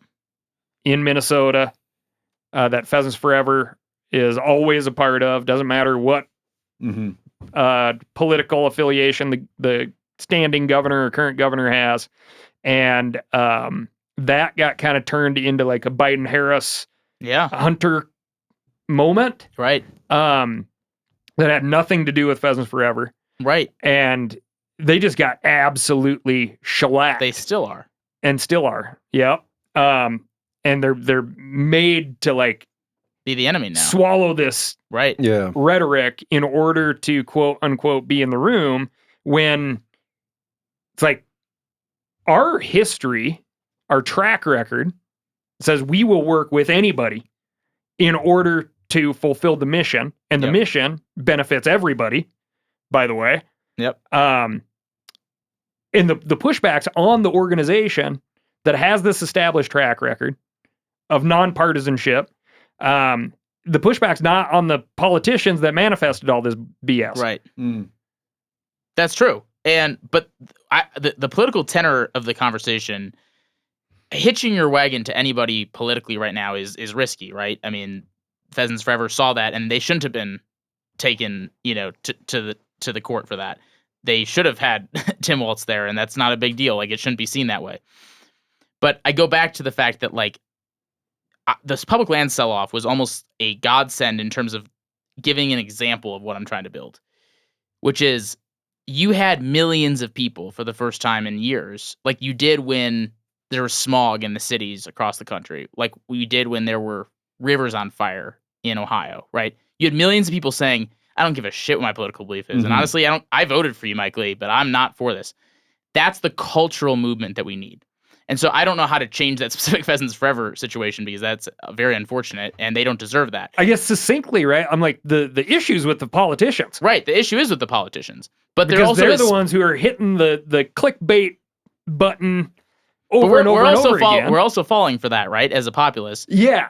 And that's part of the problem, too. And so how do you break up that cycle? Well, the issue is, like, Tim, the environment right now, if you ask the average person on the street, who owns the environmental issue? Almost everyone would say Democrats. Oh, yeah, man. Everyone. So we, like, if that you is use that word. Right. But even conservation, people associate, we've done polling and focus grouping, people associate these words, conservation, environmentalist, environment, stewardship, anything related to the environment, as liberal coded, as Democrat coded words. And so... Yes, some more than others. Right. I completely agree. Yeah. But we've got to change that, because, like, all these words are being weaponized intentionally and unintentionally for people's gains, whether that be clickbait or for campaigning. And, in the same way that, like, Stand Up for Cancer or Stand Up to Cancer or the Human Rights Campaign or the Got Milk campaign, like, we need to show politicians that there is a cultural movement to help create space for the Pheasants Forever and the Ducks Unlimiteds and the TRCPs and the great organizations that are out there to do the work that they need to do. Because right now, it's basically Republicans are fearful of associating with any conservation groupies. They are scared of being seen as liberal. And the left is scared of the far left coming at them for not going far enough on, like, climate stuff. Yeah. And so, again, it's creating the cultural space. And there's so many great local organizations out there already. They're already there. There's so many great topical-based organizations out there. They're already there. But in the way that, like, the Sierra Club or NRDC or these groups could have been, like, the face of America's environmental movement, conservation movement, rally people together for common sense conservation, but didn't, we need to create that. And I would say I don't have every way of getting there yet, but someone's got to try, because the current environmental culture is not working for us. And there's no space for politicians to see that they have to get something done, except for the public land sell-off as like literally the first example in like a decade. Yeah, I see, and I see this within the environmental space, within the nonprofit space, of a real disconnect with the end consumer.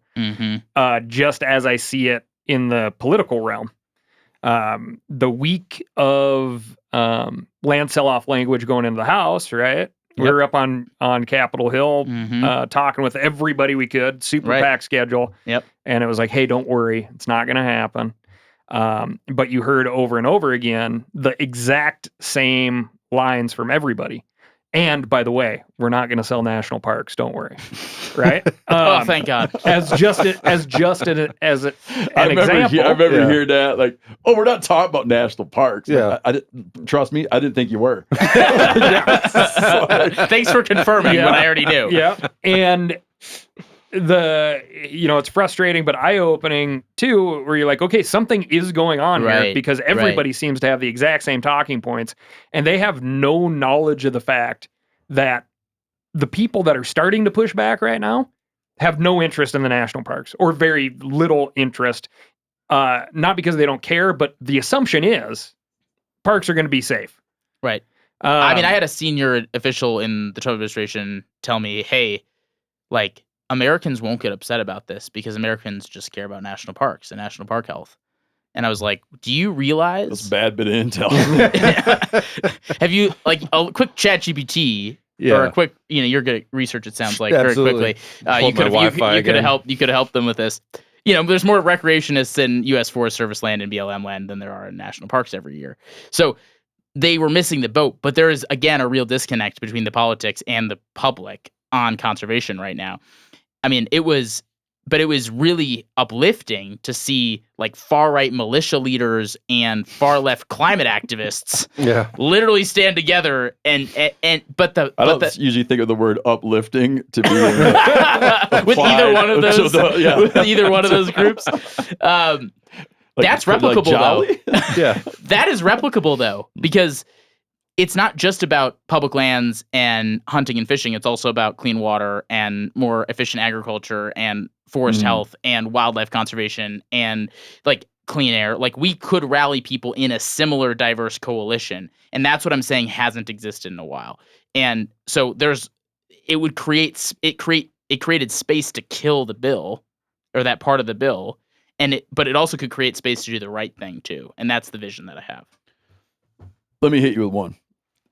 I had 3 questions pop up in my head, but I'm forgetting them as fast as I'm thinking. This was the first one that I wanted to ask you about. Let's say you're talking to a neighbor, okay? Yep. You're talking to a neighbor, and you know that you're talking to a neighbor who is my parents. You're talking to a fiscally conservative neighbor. Sure. Okay. Single issue voter, maybe a little bit likes the fiscally conservative economy, efficiency, inflation, okay? Not like an ideologue. Right. And he says to you, Benji, why should I give a shit about any of the stuff you're talking about? Like, sell me on it. Okay. There is no country that we love without the resources and the beauty that we have, right? Like, the resources that we develop largely on public land in a lot of ways, the resources that we develop, the water that we have, the agricultural industry that we have, our entire country relies on the environment to survive. So we could extract everything over the next 5 or 10 years and probably rake in a lot of money, but then we'd be destroyed after that. And you can't take care of the economy if you don't take care of the environment. You can't take care of the country without taking care of conservation. And it is not only an economic driver to take care of our country. I mean, recreation statistics, we had the most recreationists in American history, generating, tens of billions of dollars of revenue for the government. It not only generates an economic value, but it also generates the value that our communities depend on to survive.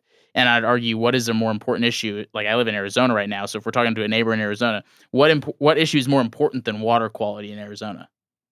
I mean, and water availability. Like, I can't think of one, because if we have no water, we don't have a city, right? Like, so this is all interconnected with people's lives in a way that we've kind of forgotten about, because we've just developed so many resources and we're so technologically driven that we kind of forget about the natural world. But we have a symbiotic relationship with the natural world that we've completely forgotten about. And we're one of the last frontiers in the world that's actually taking care of our land by and large. Like, yes, we've got issues, and yes, this like public land sell-off was a huge threat. But if you look around the world, Africa's getting destroyed by the Chinese government and other countries going in and saying, we're going to just mine everything and destroy it with slave labor. South America is getting deforested continually at a crazy rate, and its wildlife habitats continually being encroached upon. We are one of the last places in the world, Canada, a couple other places, where we actually are investing in this. And it's one of the best values and assets that our country has, is our environment. So if we aren't thinking about that from a national perspective, then we're completely missing one of the most important parts of our country. Okay. I buy that. I would hope you do. Will my neighbor buy it? I don't know. But, I think we have become so digitized that we've kind of forgotten about the natural world around us. And yes, that's the fit. Like, it's not I heard a quote the other day that was like so simple, but it's so true. Like, the environment isn't ours to extract resources from.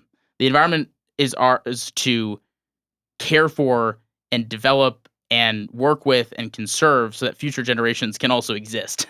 So yes, we need to develop resources, and yes, we need to manage these places, but we also have to care for them, because we're not the only people that are going to inherit this. And I think we've just become such a selfish society that neighbor who's worried about fiscal policy they're not seeing the forest through the trees, literally, right? They're just literally thinking about their own Vanguard account and the national debt, which of course is important. Both are important, but we've also got to think about, our children and grandchildren. And I'm 27. I've got, I was working with Charlie on the national debt when I was 12, right? But I still got hopefully 70 more years on this planet. Yeah. And then I'm going to have kids someday, and then I'm going to have grandkids someday. And I need to have a world that's worth bringing them into, right? And it's not about like kumbaya, like protect nature because we just care about the wildlife. It's like, it's so much bigger than that, right? It's literally about us. And that's lost in a lot of this. If you look at, there's a couple of movements that I'm always stunned by how effective they were. And so we're going to look at the push for the legalization of gay marriage, and then the legalization of weed. Okay.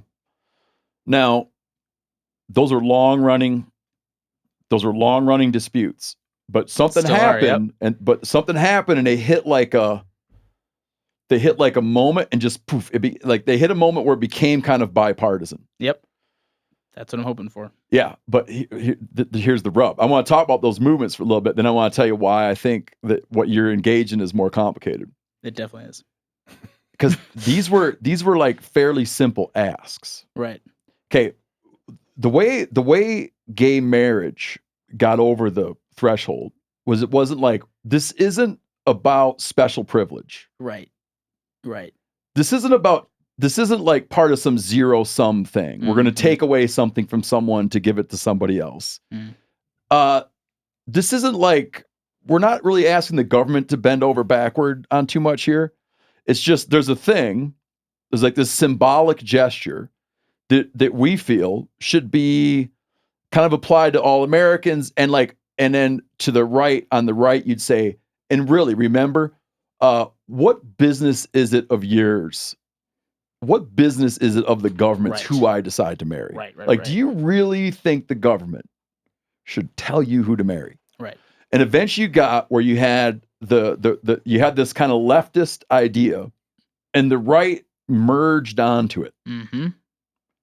They had an easy way to merge on. Right. Because it was like, if you'd gone back, my dad was very conservative. You go back and ask my dad, he would have said, but it's none of my business. Right. What that guy's going to do in his house? Oh, nothing to do with me. Right. I don't have to love it. Right. It's not my business. That became a thing, and that's when that went. Legal weed, a long running left issue, And it eventually became, it's kind of even hard to get to it, but it kind of became like a little bit of a plant that goes out of the ground. Yeah. I mean, can you really have a bunch of rules about a plant that grows in your garden? Right. And hey, what Safety. that guy's doing in his, what he's doing in his own house, is it really my business? And no one can really demonstrate to me that it's more destructive than alcohol. It seems like when you look at the stats, like domestic disputes, vehicle crashes, like booze ain't the best thing in the world. No. Is it really? Like there's less that goes into making weed than booze. There's also a safety argument, right? Like, wouldn't you rather have it be monitored by the government, not have it be illegally coming in? I mean, I had a friend in high school who had like fentanyl in the weed because it was illegal, and he died. Okay. Yeah. So that that's the argument that people make too. So yeah, there's plenty of arguments to morph people together there. But these things that I've marveled at, like in my lifetime, Yep. in the end were real clean, and they were like an issue. Public lands becomes like a clean issue, but to call for a sort of expansive kind of umbrella of environmental concern is bigger, because people would say like, well, what's the ask? And you'd be like, it's a lot of asks all the time. That's a great way of putting it. And it's harder. It is way harder, but I think it's worth it because you're going to have different stakeholders engaging on different parts of it. Like the water stakeholders might be different than the forest stakeholders. Exactly. But very similar to those issues, there is an easy on-ramp for every political identity to care. Okay. Whether that be for national security or for jobs or for moral high ground or for just caring about your local community or for caring about our national identity and legacy and heritage. Like protecting, conserving, taking care of our environment intersects with everyone's political views in a very similar way to those issues, because that's not actually true on immigration as easily. It's not as easy on guns, right? Like those are core parts. And what on-ramp are you going to create between those issues from both sides? I don't know how we solve those, right? But the environment might have more variables to it because it's not just one policy that you're trying to get to. Legalize it. Yeah, it's not like you can go like, okay, we did it in that state, then we're going to do it in that state. Yeah. Right. And eventually it'll be that we got like 49 states. Right. This is not a one-trick pony movement that we're trying to create. Yeah. And you look, this approach needs to be applied to situations, applied to the public land sell-off. And we were 3 months old, and obviously so many great organizations worked on that. We showed that it was at least possible on that, applied to that. But if you apply that same group of people to restore in Utah to restoring the Great Salt Lake, I think we'd do a lot better of a job at restoring the Great Salt Lake. But right now there's no knowledge, but everyone in Salt Lake vicinity wants to restore the Great Salt Lake, yet nothing is really being done about it because everyone's focused on other political culture war issues, and there's no mobilized cultural movement across the party lines to get something done. So you apply it to that. Or you apply it to, oh my God, wildfires are getting worse and worse. Mega fires are getting worse every summer, not only in the United States, but around the world. Apply that to that issue.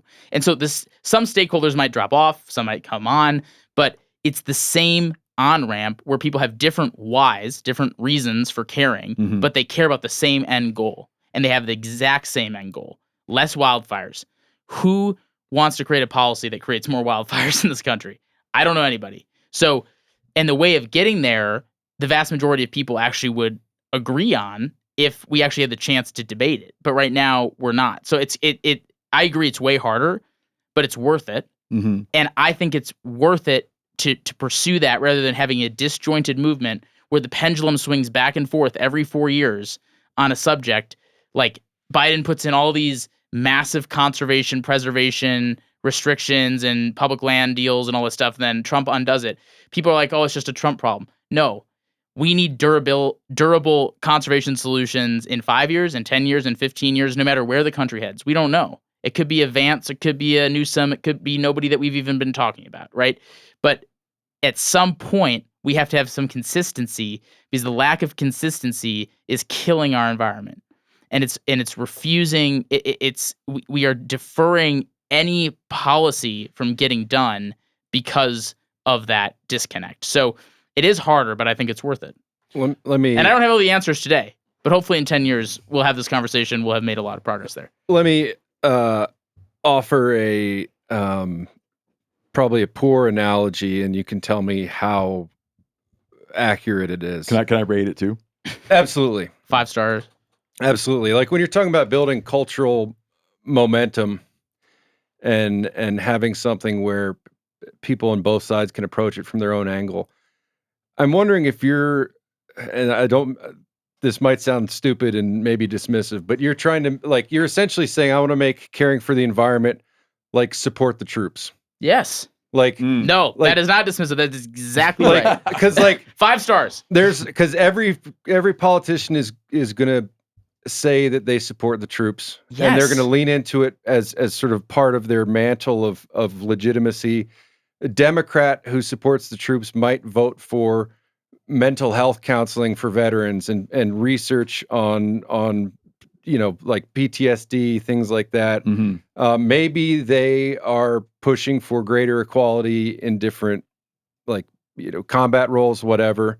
A Republican who supports the troops might vote for funding for extra, like make sure the troops have what they need to fight the wars we send them to. Things like that. Armored doors on their Humvees. Armored doors on their Humvees, right? And like, obviously, I mean, I feel like there's part of me that when I hear someone say, I support the troops, I'm kind of like, well, that's brave of you, like, but it's good politics. Yeah. And And so, it's like, created space where both sides are expected to support the troops. because Nixon has all this huge environmental legacy, and you could read it one way and say, like, God, I didn't know he cared so much about the environment. Right. But really, Nixon He didn't care about the No. environment. He just was like, boy, this is a powerful horse to hitch to my wagon, right? Very positive. So that's sort of the analogy that occurred to me as you're talking. It's making this sort of a cultural plank of America. that everybody's got to have that feather in their hat Yes. if they want to throw said hat into the arena to make this a really messy metaphor. 5-star. No, metaphor. I like the metaphor, but I think that, and I get the point. Supporting the troops, you could say, "Oh no, I support the troops. We should bring them home." Right. And some guys like, "Oh no, I support the troops.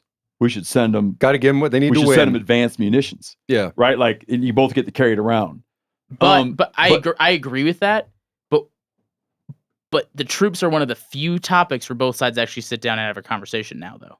Even though it's not pretty and they don't always agree. And I'm not expecting that. This is not some kumbaya shit. But 80% of the time, there's actually a lot of agreement. So, but that's not being facilitated. If there's agreement on troops and our military, they're at least having that conversation because they feel like it's part of the American national identity. Yeah. And of course, there's extraneous times where they totally see differently, right? And that's going to happen. And that did happen when Richard Nixon was president, right? There are people who thought Richard Nixon didn't go far enough, and there are people who thought he went too far. Sure. But stuff got done. And that was Farmers Feed America Right. would be the platform that I think is the most applicable. Is like everybody loves farmers, and that is the thing that feeds us, in large part secures our country. We don't have to import stuff from all these other countries if we really focused on farmers feeding America.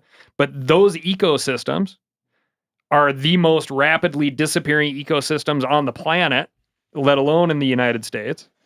Here in Montana, we lost 1 million acres of farm and ranch ground over the last year. Over the last 3 years. Yep. And like if you take a chunk of grazing ground in Oklahoma and look at the interests that want that grazing ground, Yep. despite the fact that every frickin' politician is like, farmers feed America. God bless the farmers. Right? It's like, unless we can put... Let me develop- push back on that. There's probably elected officials from urban boroughs in New York that don't get questions about farmers. Totally. Like, Yet they're eating their food. right. Like that's something where people would be like, oh, sure, but that's not really what my constituents sent me here for.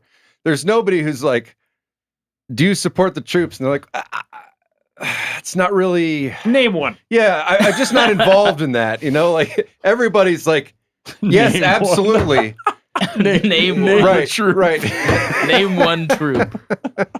like that's an issue. I feel like where no politician can sort of step out of line and no one can ignore it or say like I'm focused on this. I'm focused on this. And they're like, no one would respond. Did you support the troops? They'd be like, well, really, I'm focused on transportation and infrastructure. Right. So, you can pivot easier with that. But I think it's like, if you're AOC, as an extreme example, there are serious environmental issues in New York City and with the Hudson River. You know, if you're a Wisconsin senator, the water, aquifers sinking and having the Mississippi get destroyed by runoff is an issue. But that doesn't really matter to New York. But like, I think that's where we've lost it. Is it's like the environmental movement in general has also hurt the hunting and angling community, because it's always been about, for the last 20 years, polar bears, climate change, energy, like things that don't really impact the local community, that every local community has really their own environmental issue. And they truly don't care too much. Like in Arizona, in Scottsdale, where I live, they truly could not care less about farmers. Should they care? Probably. But like, they don't. They care about water quality and access, and they care about the smog that's getting worse. Mm-hmm. So, as a country, we share a different reason for caring, but we all share the caring part because we know we rely on it. So I agree that like tagging farmers in is part of it, but it needs to be a part of like local community ownership. And people feel like there's no way to get involved because it's like, this issue's too big. Climate change, polar bears, that's not like my thing. What if everyone was able to activate and advocate for the issues that they cared about in their own local community in a better way, that felt more tangible, that felt more realistic? And, the vision that I have is for, if you live in the Great Salt Lake area, you can advocate for that across party lines and actually get something done for that, because that's what's affecting you.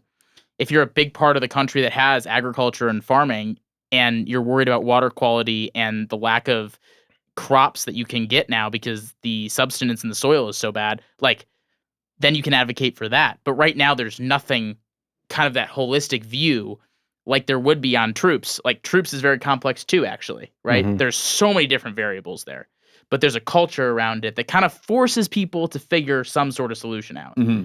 And that's kind of the vision. A difference between you and me is that you thought about something and then did it, and I thought about this and never did it. But I'll share with you what I thought. I'm going to eat another piece of jerky while we're at a point, please. At a point, I realized that there's like a way I think about the environment that isn't shared by the environmental movement. Mm-hmm. And I realized that this way I think about it is actually shared by a lot of friends of mine. Is that I have a sort of, there's a bit of a nationalism and a patriotism. Yes. To a view on the American landscape. Yeah. Like a friend of mine was like, whatever, he's going fishing with his kid. He's like, you think they're doing this in Tehran? just joking. Perhaps they are, but just joking, meaning he like, it's like, he kind of views it like America the Beautiful. Yes. Yeah. Do you follow me? Yes. And there was times, I think it was like maybe like the last election cycle, whatever. There was times I was like, man, I should find some better way of articulating this thing that I think is kind of widely held, where people have a sense of American pride about the American environment. That is exactly right. Do you know? And you look at like Yellowstone, the show, right? People didn't watch that because the show was just good. It was because it evoked an emotional connection to Americana in a way. Whereas like, I'm proud of the fact that we have places that look that beautiful. And if you go into a member of Congress's office, no matter if it's Marjorie Taylor Greene or AOC, the first pictures on the walls are of their natural beauty in their districts, right? Like, there is an immense pride that Americans have in our environment. This fall, we're going to launch a campaign called United by Nature. Mm-hmm. United by Nature. Can you call it "Don't Shit Up America"?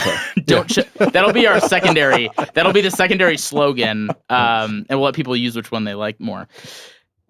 But we have America's 250th anniversary next year. I would argue that America and our conservation legacy is the best in the world. I would also argue that it's incredibly at risk right now for the first time, at least to this severity, in a very long time. When you get a minute, can you touch on a couple of those points? About what I'm worried about? Yeah. Americans are so proud of the natural environment, we have to tap into that. So what I'm worried about, national parks are in massive maintenance debt. We're having conversations constantly about selling off public lands for development, which doesn't solve affordability at all. And the people who are perpetuating that know that. Wildlife issues are becoming worse. Chronic wasting disease, endangered species, like these things are not getting better necessarily, especially invasive species. I mean, water quality is going down. Microplastics are in 94% of tested water that we drink. And the water quality in our rivers is getting infinitely worse every single year. Mega fires are on the rise in this country. And things like the Great Salt Lake, the watersheds, the aquifers below the farms, these are all problems that are getting infinitely worse too. And we're already starting to see the impacts of this, right? Air quality issues in the summer with the fires, farmers having tons of issues, flooding getting worse, not just because of quote unquote climate change, but also because of the fact that the ecosystems that help prevent a lot of like hurricanes and stuff, the damage from the hurricanes have now been destroyed. So there's not these natural barriers. So we have massive problems.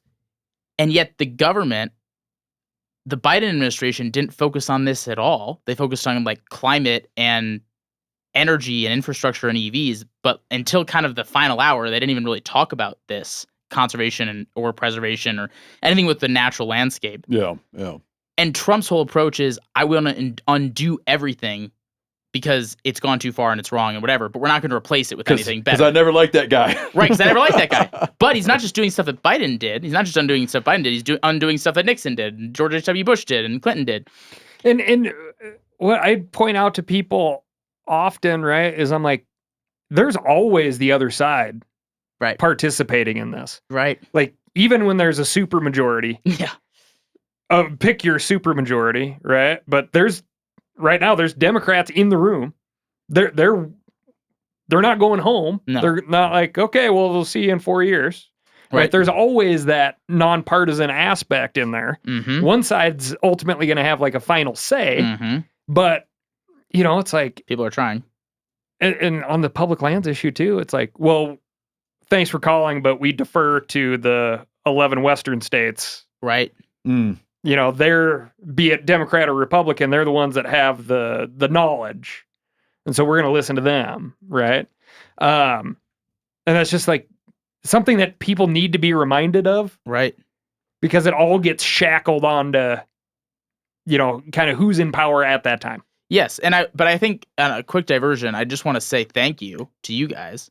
Because first of all, I think between you and me and a couple of others in the non-elected space, we are blamed for killing that horrible idea to sell off the 3 million acres. It didn't matter that Patagonia took a stance against the public lands at all, the sell-off. Didn't matter that Sierra Club did. That didn't move the needle at all. In fact, it probably hurt that they were engaged. It mattered because center-left, center, and center-right voters who were largely in your communities, Joe Rogan's community, Cam Hanes' community, and in our community, we're saying, no, hands off. Because that's that's the power of a broad coalition, because no matter what the moment is, you're meeting it then, right? You're meeting the moment because you have the broad coalition. And it's nice that the people in California were saying things, and it's nice that the people in Washington, they should, but that didn't move the needle on that one. But maybe it'll move the needle on a different one, right? Maybe it's like if I tell my family something and my kids get real mad, and then all of a sudden my wife's mad. I'm like, now I got to pay attention. She's mad? No. I knew the kids would be pissed, but now she's mad. Okay, never mind. Exactly. But yeah, so I want to thank you for that. In the areas where it, quote unquote, didn't make an impact, right? Like the rosy picture, the idea, right, is it's building equity. Yes. Right? And there's going to be this alarm bells went off. Right. Why is that? What's the deal with this issue? No, and Right. it's all very important. I But already think, said I support the troops. right. People are still looking at me weird. What's going on? But that's the power of this broad coalition. So I just say that to say, also, that's how, like, in the future, it will be different states that are relevant for different environmental initiatives, and we'll need those people there too. So, but, there's some really good people there, like Martin Heinrich and Tim Sheehy and, Crapo and Daines, and who care about conservation, and there's overlap with this idea. But they also don't have a lot of space to work within. Like they all actually, whether they want to publicly acknowledge this or not, they really were happy about the pushback because it gave them the ability to do what they actually wanted to do, right? Like, especially for a Republican. A lot of Republicans, I know for a fact that there were about 16 other Republican senators who wanted to stand up against the public land sell-off, but they didn't feel like it was politically helpful to do so. And until they feel like there's that space to step out and say, actually, this is not only what I don't want, but it's also what my voters don't want, they're going to be more gun shy. And you look at the senators who spoke out, we all knew that they didn't want this to happen from the get-go. But because there were so many voters saying they didn't want it too, then they're like, well, now I can justify speaking out. That's kind of American democracy at work in a time when people just aren't really speaking out about things other than the radical extremes. So that's where, like, the rational middle standing together to say, oh, we support the troops, oh, we support the environment and conservation. It gives space for not just the Heinrichs and the ones who are always going to be willing to put their, like, Martin Heinrich, who we all love, I think, maybe, I don't know. I love him. No. I like him. I like him personally. Yes. He's a rare person. I like him personally. Yes. And I appreciate his constant advocacy on behalf of public lands. And yes. I appreciate that he, of many things I appreciate him. I appreciate that he is willing to be like a very outspoken hunter. Right. He goes against the grain. In a political party where that's not always the most it's not always the most welcome identity to have. And Tim Sheehy, when I've had conversations with him, will be like, Montana cares more about conservation and the outdoors than, any other place, arguably. And so I have to lead on this, but I also want to. Mm-hmm. Both of those two gentlemen go against the grain in a lot of ways of what they're quote unquote supposed to do. Yeah. There's very few leaders like that in DC, right? Like, that's the world that I'm, really unfortunately familiar with.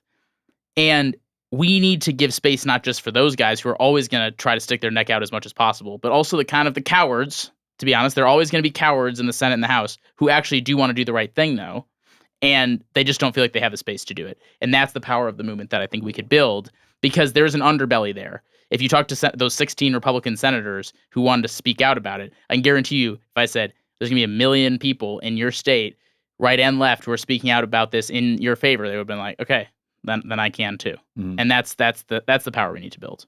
Let's change subject a teeny bit, or change focus a teeny bit. If you're sitting there as a guy that grew up and you had conservative principles, right? And you felt that, like, the party I kind of instinctively want to align myself with, like, they just are not representing my environmental concerns. Right. And I need them to, I want to change that position. From your perspective, like, what do you have to say if you had a private audience? So you have a private. This is a private audience, right? Yeah. So the houses, the Democrats in the House and Senate, they come to you and say, "Hey, what could we be doing different? What could we be doing different?" What to them? Because it can't be that, like, they got it just right. No. And you just want the Republicans to adopt their approach. Yeah. Like, where are they missing? Where are they losing people? Where are they missing? Where could they be more effective? When I say that, I mean, like, a big they, like the Democrats on average. Yeah. Like the party of the Democrats. Where do they miss? Well, I think I'll reiterate. I think both sides are failing almost pretty equally on this issue. And the way that the left has failed is it has been so much about climate and kind of this hysteria around, like, I believe in climate change, and I'm not afraid to say that. But, like, when you're just talking about carbon dioxide in the atmosphere, like, climate change doesn't matter if we destroy all the wild places that we have left. Yeah. Right? Like, it's like a distant priority. if you destroy the Amazon and you destroy all the wild places that we all love to recreate in, then we might as well just keep heating up the climate because we're all screwed. So they've kind of forgotten to work on conservation because they've been so focused on this other issue. Technical solutions. Right. Yeah. Green New Deal, is an oversimplified way to give the analogy, but it's basically, that was their whole environmental platform. And you were like, well, if you look at the Green New Deal, it had nothing to do with public lands, private land conservation, sustainable ag, forestry, water quality. It just only had to do with energy and EVs and technical infrastructure. So that's where they've really failed. And it's also been a race to the left. What's the most that you can do to be as radical as you can to say you care more than the other person? But it's all about grandstanding, and it's all about like these pledges and these goals, but there's nothing behind them. Like, I went to COP, the UN climate conference, for 3 years in a row, and it was the most abysmal time of my life because it was just like, well, if we have this pledge to be 100% renewable by 2030, that will be better than this company's pledge or this country's pledge or, whoever the stakeholder was. And it was like, well, what are you actually going to do? Right? Like there's no, it's all about the messaging and it's not about the details. And the last thing that I think that they've failed at is it has been, this age-old conservation versus preservation is like the debate, right? It's been going on for centuries, and in America, specifically in the last century, they've been hinging very closely to just working on preservation rather than conservation and restricting access for hunting and angling and getting outdoors. And like people are so scared of like resource development and using public lands for other reasons than just like the Sierra Club saying they want to watch the bears or the wolves and not hunt them. Like that's kind of been the mindset, has been the Sierra Club mindset. And so in a similar way that the right has completely failed and is failing right now, and we're seeing it. It's their turn to fail. It's their turn to fail. The left has been failing too. And at some point, one of the parties will get it right, or hopefully, ideally, both of them get it right. But right now, neither one of them is. Yeah, the use, right? Like, we were both in New York City. Yeah. And, man, the riot that would ensue if somebody was like, yeah, we're just going to make Central Park off limits. Right? I was up with this Upper West Side crowd. Because it's going to be a solar array? Yeah. I mean, holy hell, man. We don't want people to interfere with the squirrel movement, right? The squirrel movement? Squirrel migration. Yeah. A couple like quick anecdotes so rip over their brutal travel and get on the island of Manhattan. As soon as they get into Manhattan, there's this guy who does not look like me, probably has very different ideas about a lot of things, on an electric scooter, flying through traffic, and he's got two fishing rods strapped to his back. No way. Yeah, coming off the Hudson. And I was just like, okay, this guy and I, like, we can have a conversation, I guarantee it. Yeah. Right? And I thought that was just super awesome to see. And then, the conversations that I had about, like, the parks, because I was blown away by how many dogs are on the Upper West Side. And people, like, they do whatever it takes to maintain a dog-friendly lifestyle. Yep. And I thought that, and it, it obviously, like, connects to these park systems, right? Yeah. And I thought that was just a good example of, like, here's this group of people that I would put in a very nature disconnected category, who have totally changed their lives in order to have that connection with that version of nature. Right. Right. And they were like bird watchers. Holy cow. So many bird watchers in New York City. I was amazed. I was pretty amazed with that. And then, but kind of to go back to the farm ranch community, and where a lot of environmental groups have just, like, again, lost connection with the end consumer. That's another good example. Man, the majority of farmer rancher folks that I know address climate change every single day. Right. It is part of their business. It is part of their business plan. Yep. And in real life, they are so aware of the changes and the effects of climate change. The only way that they're going to be viable is by Adapting, mitigating, all of the above. Yeah, and they are doing it. Yep. And they do not want to be associated with the climate change crowd, No. right? Yeah. But they're doing it every single day. Yeah, they're And doing more for the climate than hyper-aware. the climate change crowd. Yes. They don't want anybody to think they're a weirdo. Yeah. Yeah. Oh, yeah. A liberal hippie. Yeah. Yeah. And Yeah, it's like when my calves hit the ground, when I plant this, when I pick that, what I'm going to do about water. how am I Yeah. going to change what I plant? What, what is worth it now versus was worth it 10 years ago as far as like field cultivation or not Mhm. field cultivation, bringing what crops to market, the whole thing, water use, right? Fertilizer use, all of it. And if you're not doing these things, like you're not going to be around. Yeah, you're going out of business. Um, That's an interesting point. yeah. And And then they hate And the being, but then yet environmental- they lecture to them. The Yeah. environmentalists lecture to them, even though they're the ones doing. and the and a thing. lot, and some hook and bullet organizations too, like they use what I would call at this point like boilerplate conservation speak, Right. and it's the same version slightly tweaked for the last 20 years, right? That's going out to everybody, and they're like, well, this resonates. I'm like, well, it doesn't resonate with the people with the dirt under their fingernails doing it, But the problem is philanthropy.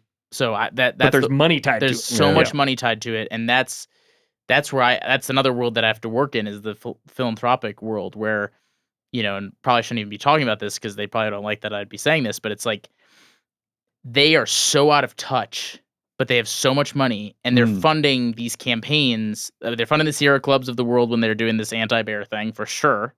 They're also funding these very preachy, condescending, like, rural people are screwed up and dumb and like are doing the wrong thing all the time, and we need to take it back because farming and ag and industry, they are the bane of our existence, and we have to basically ban them from society if we're gonna keep going. And it's like, And don't even get into the nuance of like the definition of rural if you're standing Right. in Manhattan the versus the philanthropists. definition of rural if you're standing in Coldfoot, Alaska. The philanthropists are only the philanthropists would not survive a literally 10 minutes there. They live in San Francisco, they live in New York, and they live in Chicago. Those are kind of and a little bit of LA. Those are the 4 places. They don't leave there, and they are in the biggest bubble. If you think like DC, the swamp is a bubble which people want to drain, philanthropy needs to be drained. Like it's crazy what I have to put up with philanthropists and how disconnected they are. And they actually don't understand what's going on in America at all. And yet they are funding tens of billions of dollars of nonprofits to dominate the narrative. And so that's also part of my plan, right, is to represent in an environmental movement America, actually, because the environmentalist groups can't do that. They literally can't. That's why I have such an advantage here. They can't even try to do what we're doing, because they're funded to not do that. And they are and philanthropy is so screwed up because a nonprofit only exists if they get the money. And you only raise money if there are problems. And so is there an incentive to solve the problem then? No, because if you solve the problem, you lose your job. Yeah. So there's that's where the disconnected messaging comes from, because the people who are dominating that from a financial perspective, who are donating to these groups, have no idea how real America lives. I'm going to give you a very weird, petty example of what you're talking about. I remember watching just in the news when Michael Bloomberg, no, not Bloomberg, who's the guy, the tall guy, kind of left in a little bit of a scandal, mayor of New York City. De Blasio? De Blasio. Mm.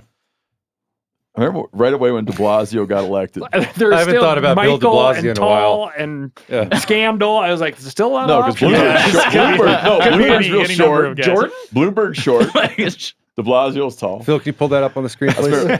Their height. Pull up their heights, please. Perhaps- Can you put up all the Michaels? Yeah. Yeah. I just remember when he came in, like a thing he did very early was this like thing about we laughed about it on the show, but he came in and very early had this thing about the rules about the horses that pulled the Central Park. carriages. Yeah, Central Park horses. And I remember being like, if that is not an example Right. of someone giving that guy money and saying, listen, and he's like, okay, got it. Yeah, I'll try to remember. Like, you gave me a bunch of money and some shit about the horses. Got it. Like, it was so transactional. Oh yeah. Do you know what I mean? Right.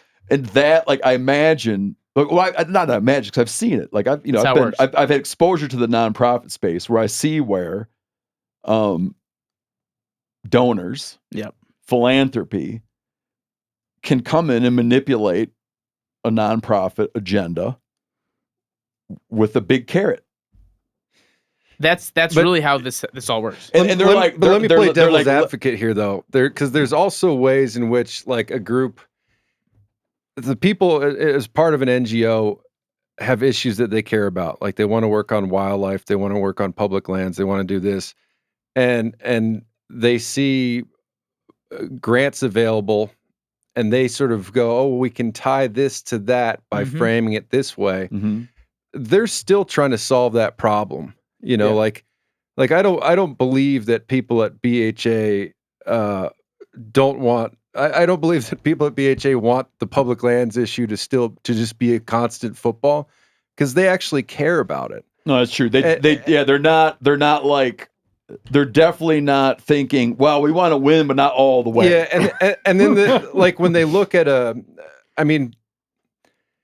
the philanthropy thing is complicated, and I think it exists on sort of like a spectrum, or it's like a tug of war. It's like, well, we could get into this pot of money if we sort of frame our work in this way, and we can use that money to do what we really want to do.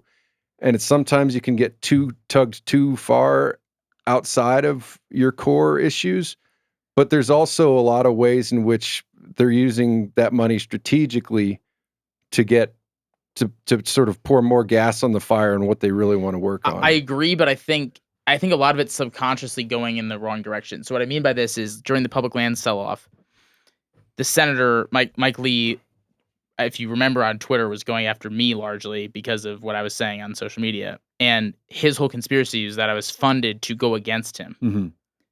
I will be transparent. I raised $50,000 after it happened. $50,000. I know that there are so many massive environmental NGOs who took this massive public stand, again, not moving the needle at all, but they were like, screw you, President Trump, screw you, Mike Lee, screw you, whatever. Yeah. They raised tens of millions of dollars off of that because they tried to make a name for themselves in a time where they weren't actually doing anything. Probably were not impactful because they weren't talking to anybody new. Right. Yeah. So Mike Lee had actually, in a strange way, the right thought process there, which is like, Benji's probably using this to raise a ton of money. And I didn't, because I didn't even plan on getting involved in that, because I didn't know it was coming down the pike. Like, there was you couldn't even plan for it, right? We all found out pretty last minute, and we all just did what we needed to do. So there wasn't some coordinated effort.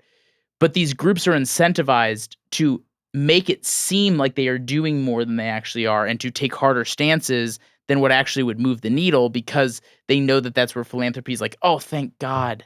This group is taking such a hard stand, but there's not actually like an outcome thought of it. And so I think that you're right, but a lot of groups raise money when they don't actually do anything with it. And I'm not saying BHA specifically. I don't know enough about that, but.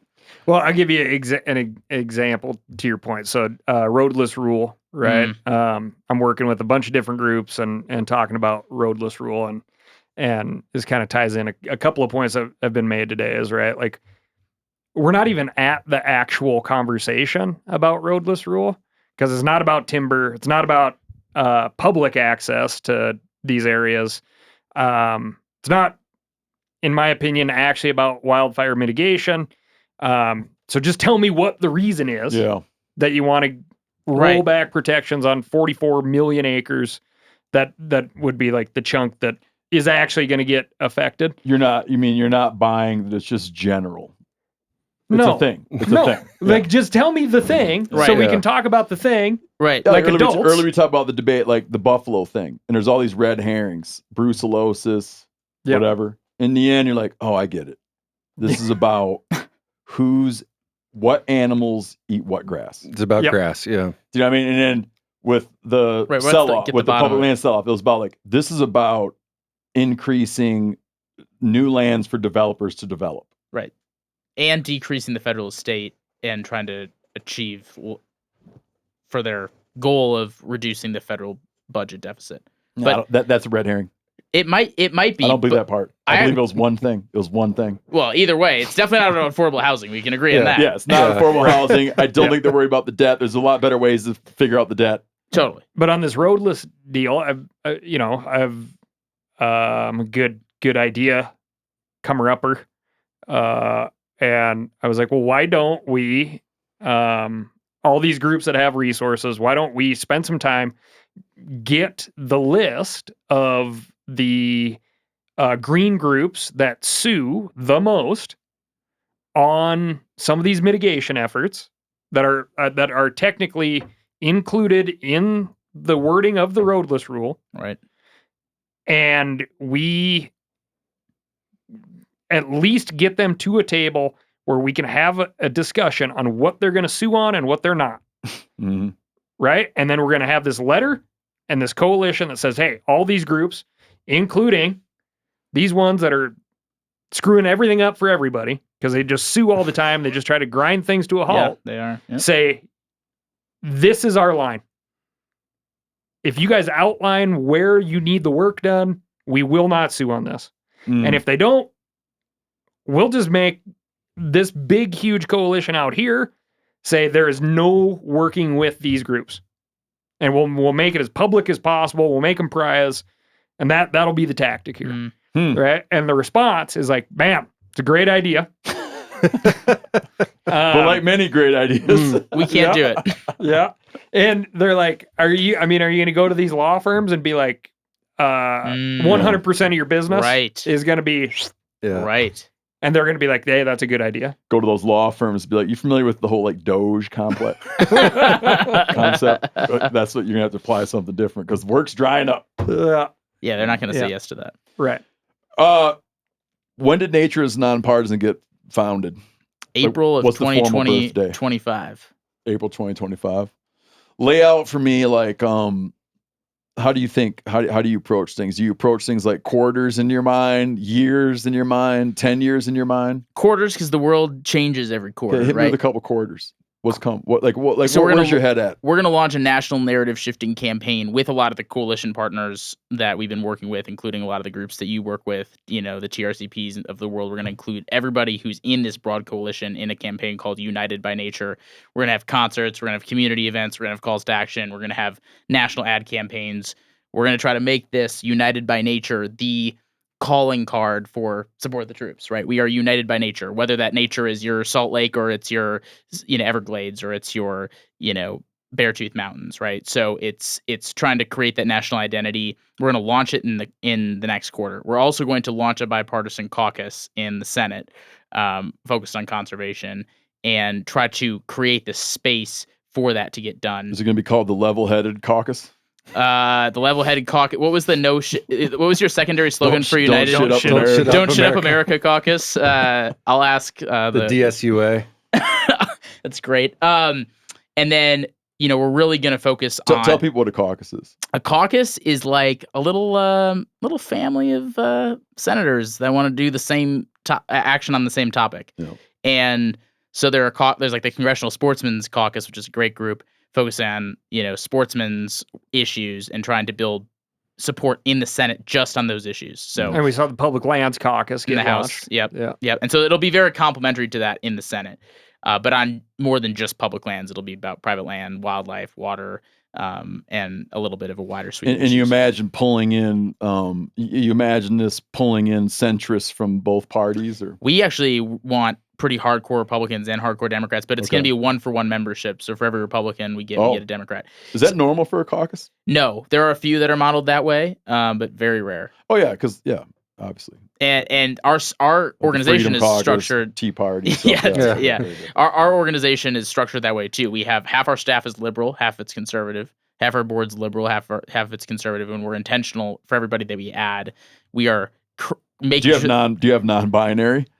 Everyone's got a leaning, somewhere. Because I'd be like, put me down for both. Yeah. We do actually. If you look at in the box, you have to figure it out. No, we have on our board. We have got a few people who I actually have no idea who they are for. Oh, that's good. But if there's a pretty active conservative person, we're definitely going to have an active liberal person too. Yeah. So that's the vision that we see, because when you have it structured that way, and this is why, a lot of environmental organizations, their staff is 100% liberal, or their board's 100% liberal, and so of course they're going to lean that way, just like if it was the other way. So, so we're going to launch this caucus. We're going to launch the national narrative shifting campaign, United by Nature. We're probably going to do a big event at Yellowstone here in the spring to rally people around public lands and bring in like an A-list celebrity, A-list music. So we're trying to make this a culturally relevant thing. And Can I come? Can you speak? No, just bring my kids. We just want to hang out. What if they want to watch their dad on stage? They won't. What if your wife wants to? Yeah, that's a cute thought. They're united by their desire not to listen to dad behind dude, a I was kind of microphone. looking forward to this. Yeah, we wanted to go, Dad, but we're actually going to stay home on this one. They're like, we heard this speech at dinner last night. Part of it. But yeah, that's kind of what the next few months look like. And, we're really excited because we're seeing, especially in the wake of just like the political division, people are wanting something positive in politics right now. And if there's one issue that could help democracy kind of move forward and also bring our priorities to the table, the environment's probably the best one, in my opinion. So we're seeing a lot of natural support and, people from across the spectrum. I mean, we have drag queens and militant activists who are all believing in this same model, and it's really kind of incredible what people are looking for on this right now. How will you decide going forward? How will you decide like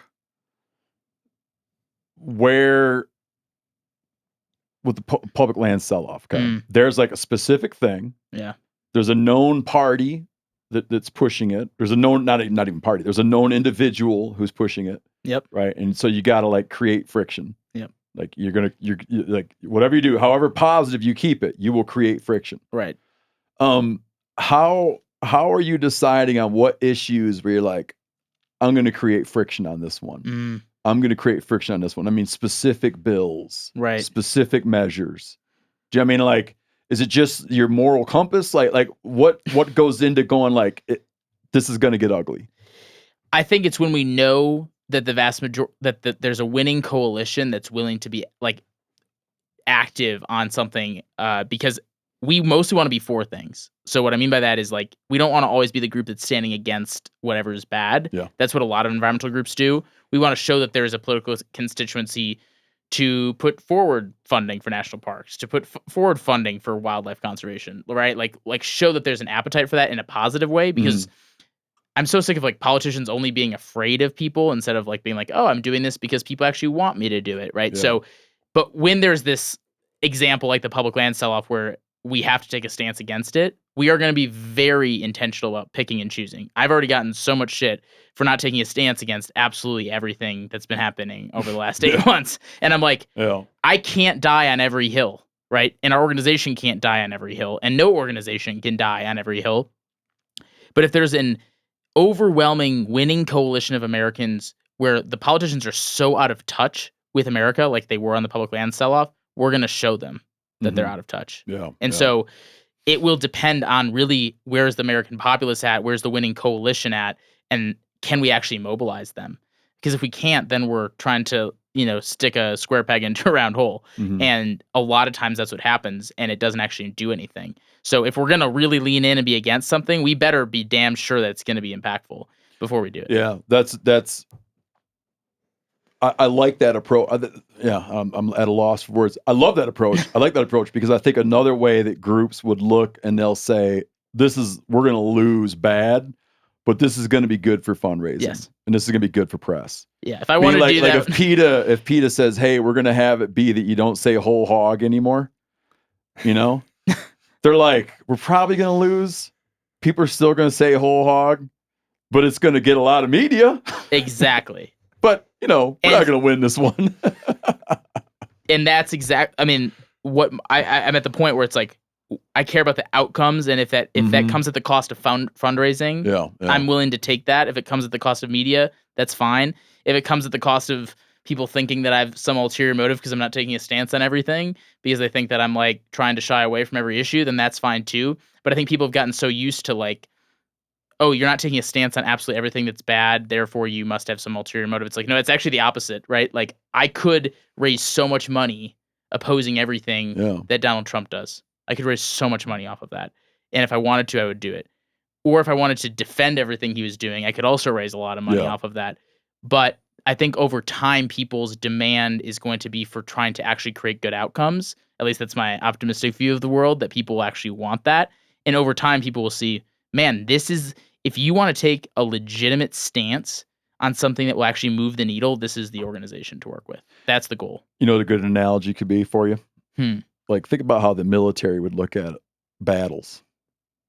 They're not like, all the guys are going to die. But think about what this is going to mean from a publicity standpoint. Right. They're kind of like, no. I think we should go on Wednesday night because we're going to win on Wednesday night. Yeah. Are you guys have the same analogies We're going to go when there's, we're going to go on spending a new too much moon. time together. Yeah. Steve and I were playing phone tag all day, and I happened to be on a Gettysburg tour, and we finally connected while I'm sitting there looking at Pickett's charge from the viewpoint of the Union lines. And Steve's like, well, what do you think? I'm like, this was so stupid. I'm like, you cannot tell me. You cannot, like, I'm at odds with our historical tour guide right now because I'm like, yeah, I'm not buying this at all. This is ego-driven, Some stupid dude going idea. to Pickett being like, can I get a quick word?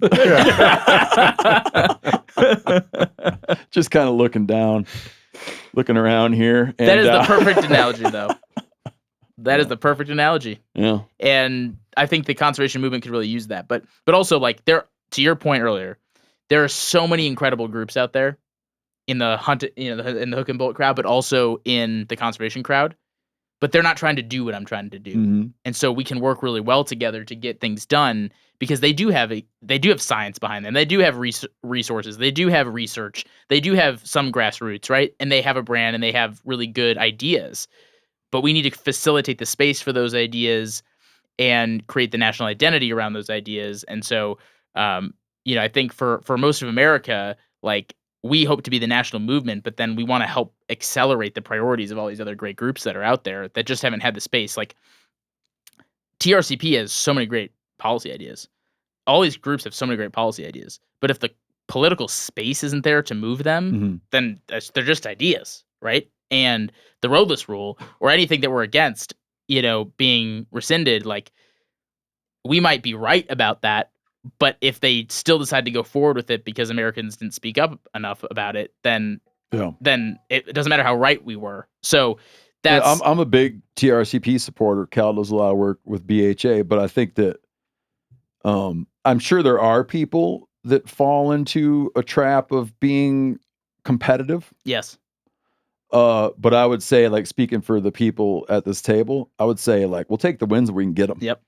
And we just need wins. Yeah, like, I love to see the groups I love and the people I love thrive and do well, but I'm not. I'd rather see environmental wins than organization wins. I agree with that. And honestly, so, I mean, if Nature Is Nonpartisan, Godspeed. Thank you. Godspeed to you. And it really doesn't matter about who gets the credit. We just need good conservation wins. Like, people ask me all the time, why am I doing this? And I think you'll find out in 20 years as we look back, 40 years as we look back. I just care about conservation wins, and if Nature's Nonpartisan isn't needed, then that's great. But if it's also the most important culturally relevant organization, that's great too. But, like, there is no motive other than getting wins on the board. So, but I like that approach because it also means that we are being so collaborative with all these other groups that largely have seen each other as, like, competitive enemies in a lot of ways. But they could be moving together, and I do believe that it's more powerful if they do. And I know that that's kind of breaking the mold of, like, the nonprofit model. It's breaking the mold of, like, the political model. People want to be against each other to find competition, but, like, this to me is bigger than that. It's bigger than politics. It's bigger than who has the money. It's bigger than who gets the money. It's bigger than who gets the win. It's who and how did we get the best outcomes for conservation? Because we need, like, a 21st century infusion of conservation progress like Teddy Roosevelt created. We need to have that legacy recreated in this country, and we're not going to do it with the typical political bullshit that we've been dealing with over the last few years. Appreciate taking so much time to talk, man. This is really fun. I even got to eat jerky on air. Got to lick my chops a little bit. Frothy. Should we all do that and you just go? Oh, Phil. There's some jerky where you feel like they should have put one of those little flossers in the bag with it. Yeah. Right. But that doesn't give you any problems. No, No. I mean, how's it look? How's it It doesn't look? have any like threads. Yeah. When I Just when like- when I was a kid, when we made jerky, my dad would just like take the shank and just slice it thin, you know. Mhm. I remember like every piece of jerky you ate, you'd have like a cud. Yeah. You'd have a cud. And after an hour of jerky eating, you'd take this white ball, it like a piece of chewing gum, but it was sinew. And you'd eventually take that and flick it. Yeah. And it's full of little jerky pieces. Yeah. Debate A whether or white not you ball should of swallow sinew. it. Yeah. You'd just be like, after a while, you'd be like, yeah, I should probably. And you open the window and off into the side of the road. This does not That's do all. that. No, all the I don't connect- need that There's little no white ball. connective tissue. Yeah. There's no cud. There's no cud to chew. But I do want to, again, you guys have a lot of incredible influence and impact that you've made, both of you specifically on getting people rallied around these ideas across party lines. So you're living the Nature Is Nonpartisan mantra every single day, and I look up to you guys a lot and just the way that you've led. 'Cause Cal's tenacious, man. You are. Well, it helps when you're right. That's the good thing we have on our side is we it's are being right. right that gets him up in the morning. Yeah. Well, when it's authentic, you fight harder, Yeah. right? And you can tell that you mean it, and you can tell that you mean it, and hopefully you can tell that I mean it, and that just makes it easier because you wake up every day and you actually want to do it, Mhm. and you're not trying to put someone in a box. Because the thing that we have against these screw ups in politics today is that they are putting themselves in boxes that they don't even think are authentically real. And at some point, this authenticity of fighting for what we actually believe in will win because we actually have the passion and we actually care. Oh, And that yeah. will win. I keep reminding people, I'm like, we are right. And if you don't think you are, bring your viewpoint of public lands and the value of them to somebody who doesn't have that viewpoint. And you can just watch the mental gymnastics happen Exactly. and how they have to like try to recenter themselves on their argument. Mhm. They're like, well, have you considered? It's like, yeah, we got it. Yeah, you're You're like, wrong. but I feel like you're not feeling that. Yeah, exactly. You get a sense that that's not an authentic view you have. Yeah. Right.